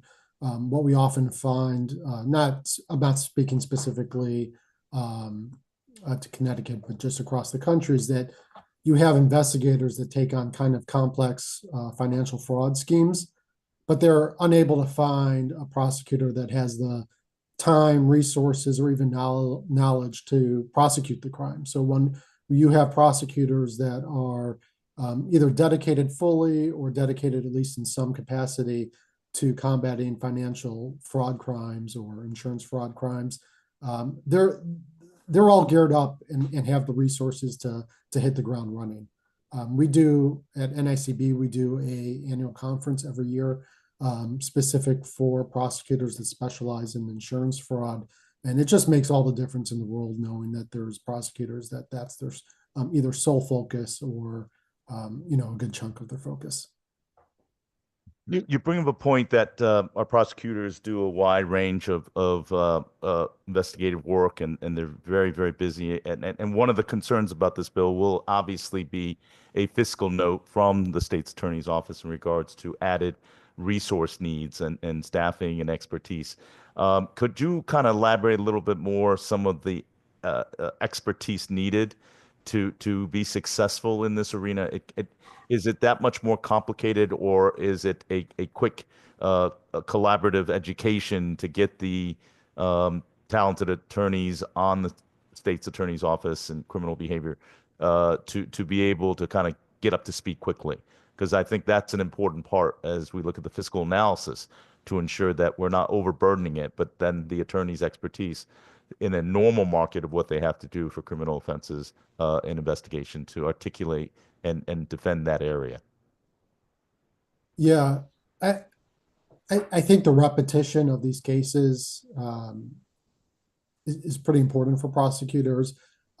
Certainly investigators, and even we do it here at NICB, we'll go and walk through a case with prosecutors and kind of bring them up to speed and help educate them. And that definitely is a component, and that definitely helps. And you'll get prosecutors that, catch on, of course, and can take the case and successfully prosecute the case. But in many other circumstances, I think sometimes it'd be tough for a prosecutor to jump from, I'm kind of just making this up, but from, some sort of a drunk driving trial or shoplifting or murder, and then jump to financial crimes without having that ongoing training and ongoing professional development to wrap their brains around these types of issues and to learn how to dive into these cases and successfully prosecute them. So you're saying that there is needed expertise and perhaps a necessary cost to develop expertise in an arena that is not as fully developed. Would your organization, as a national body that encounters and advocates on that behalf, would you have additional supplement to provide to us as a committee, as well as to the legislative attorneys and fiscal analysis to really fully understand what the cost estimates could be to fully develop that level of expertise? Because that will be one of the questions asked. And I would very much like to ask you as part of the committee to share your knowledge and expertise as we kind of confront that issue. And if you would, that would be greatly appreciated. Sure. I could dig into that a little bit more offline. I don't have, obviously, an answer at the tip of my fingertips, but we've seen a lot of different models across the country. Not as specific as prosecutors on elder abuse or financial abuse, but specific to insurance fraud and how they're funded, and making sure that the resources are there for both training and funding. Happy to look further into it. Well, I'm certain we will take you up on that expertise and helping us, because I think an important part of this bill, beyond the mission, is to put some teeth into this to ensure that enforcement and sends a message loud and clear for those perpetrators that if you do things like this, we will catch you. Even if you are a international ring, we will catch you. And when we catch you, there will be an appropriate punishment from the criminal actions of the state to make sure that other people do not follow suit on that. I think that's an important part of putting the teeth to this legislation to protect against fraud and criminal activity against our seniors. So thank you very much for taking me up on the offer, which I will. And I hope this committee will also tap your expertise in working with our state's attorney's office as well. Thank you. Thank you, Madam Chair. Thank you. Rep Hughes? Yeah, thank you, Howard, for your weighing in. Two things. Are you also involved at all with the Elder Justice Coalition in terms of some of these recommendations? I have not connected with them. Okay. But happy to, of course. We met at the middle of to the end of last session with the state's attorney's office, with the state police office, with the attorney general's office to try to tease out what this structure could look like in terms of an elder justice special unit and how best to deploy it without the initial federal grant, which we had before, I guess, 2014, to stand this unit up, and what those, on the ground startup costs would look like. So whatever you have to sort of help us inform that, that we could get something going through this bill, that would be great.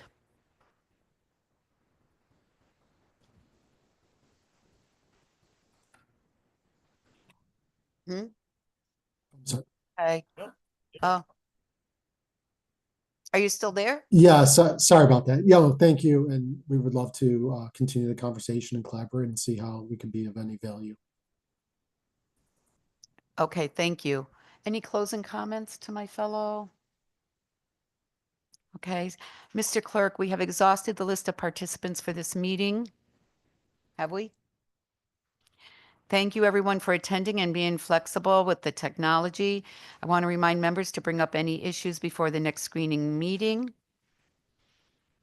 We are adjourned. Followed by a second? No, just we are adjourned. We are adjourned.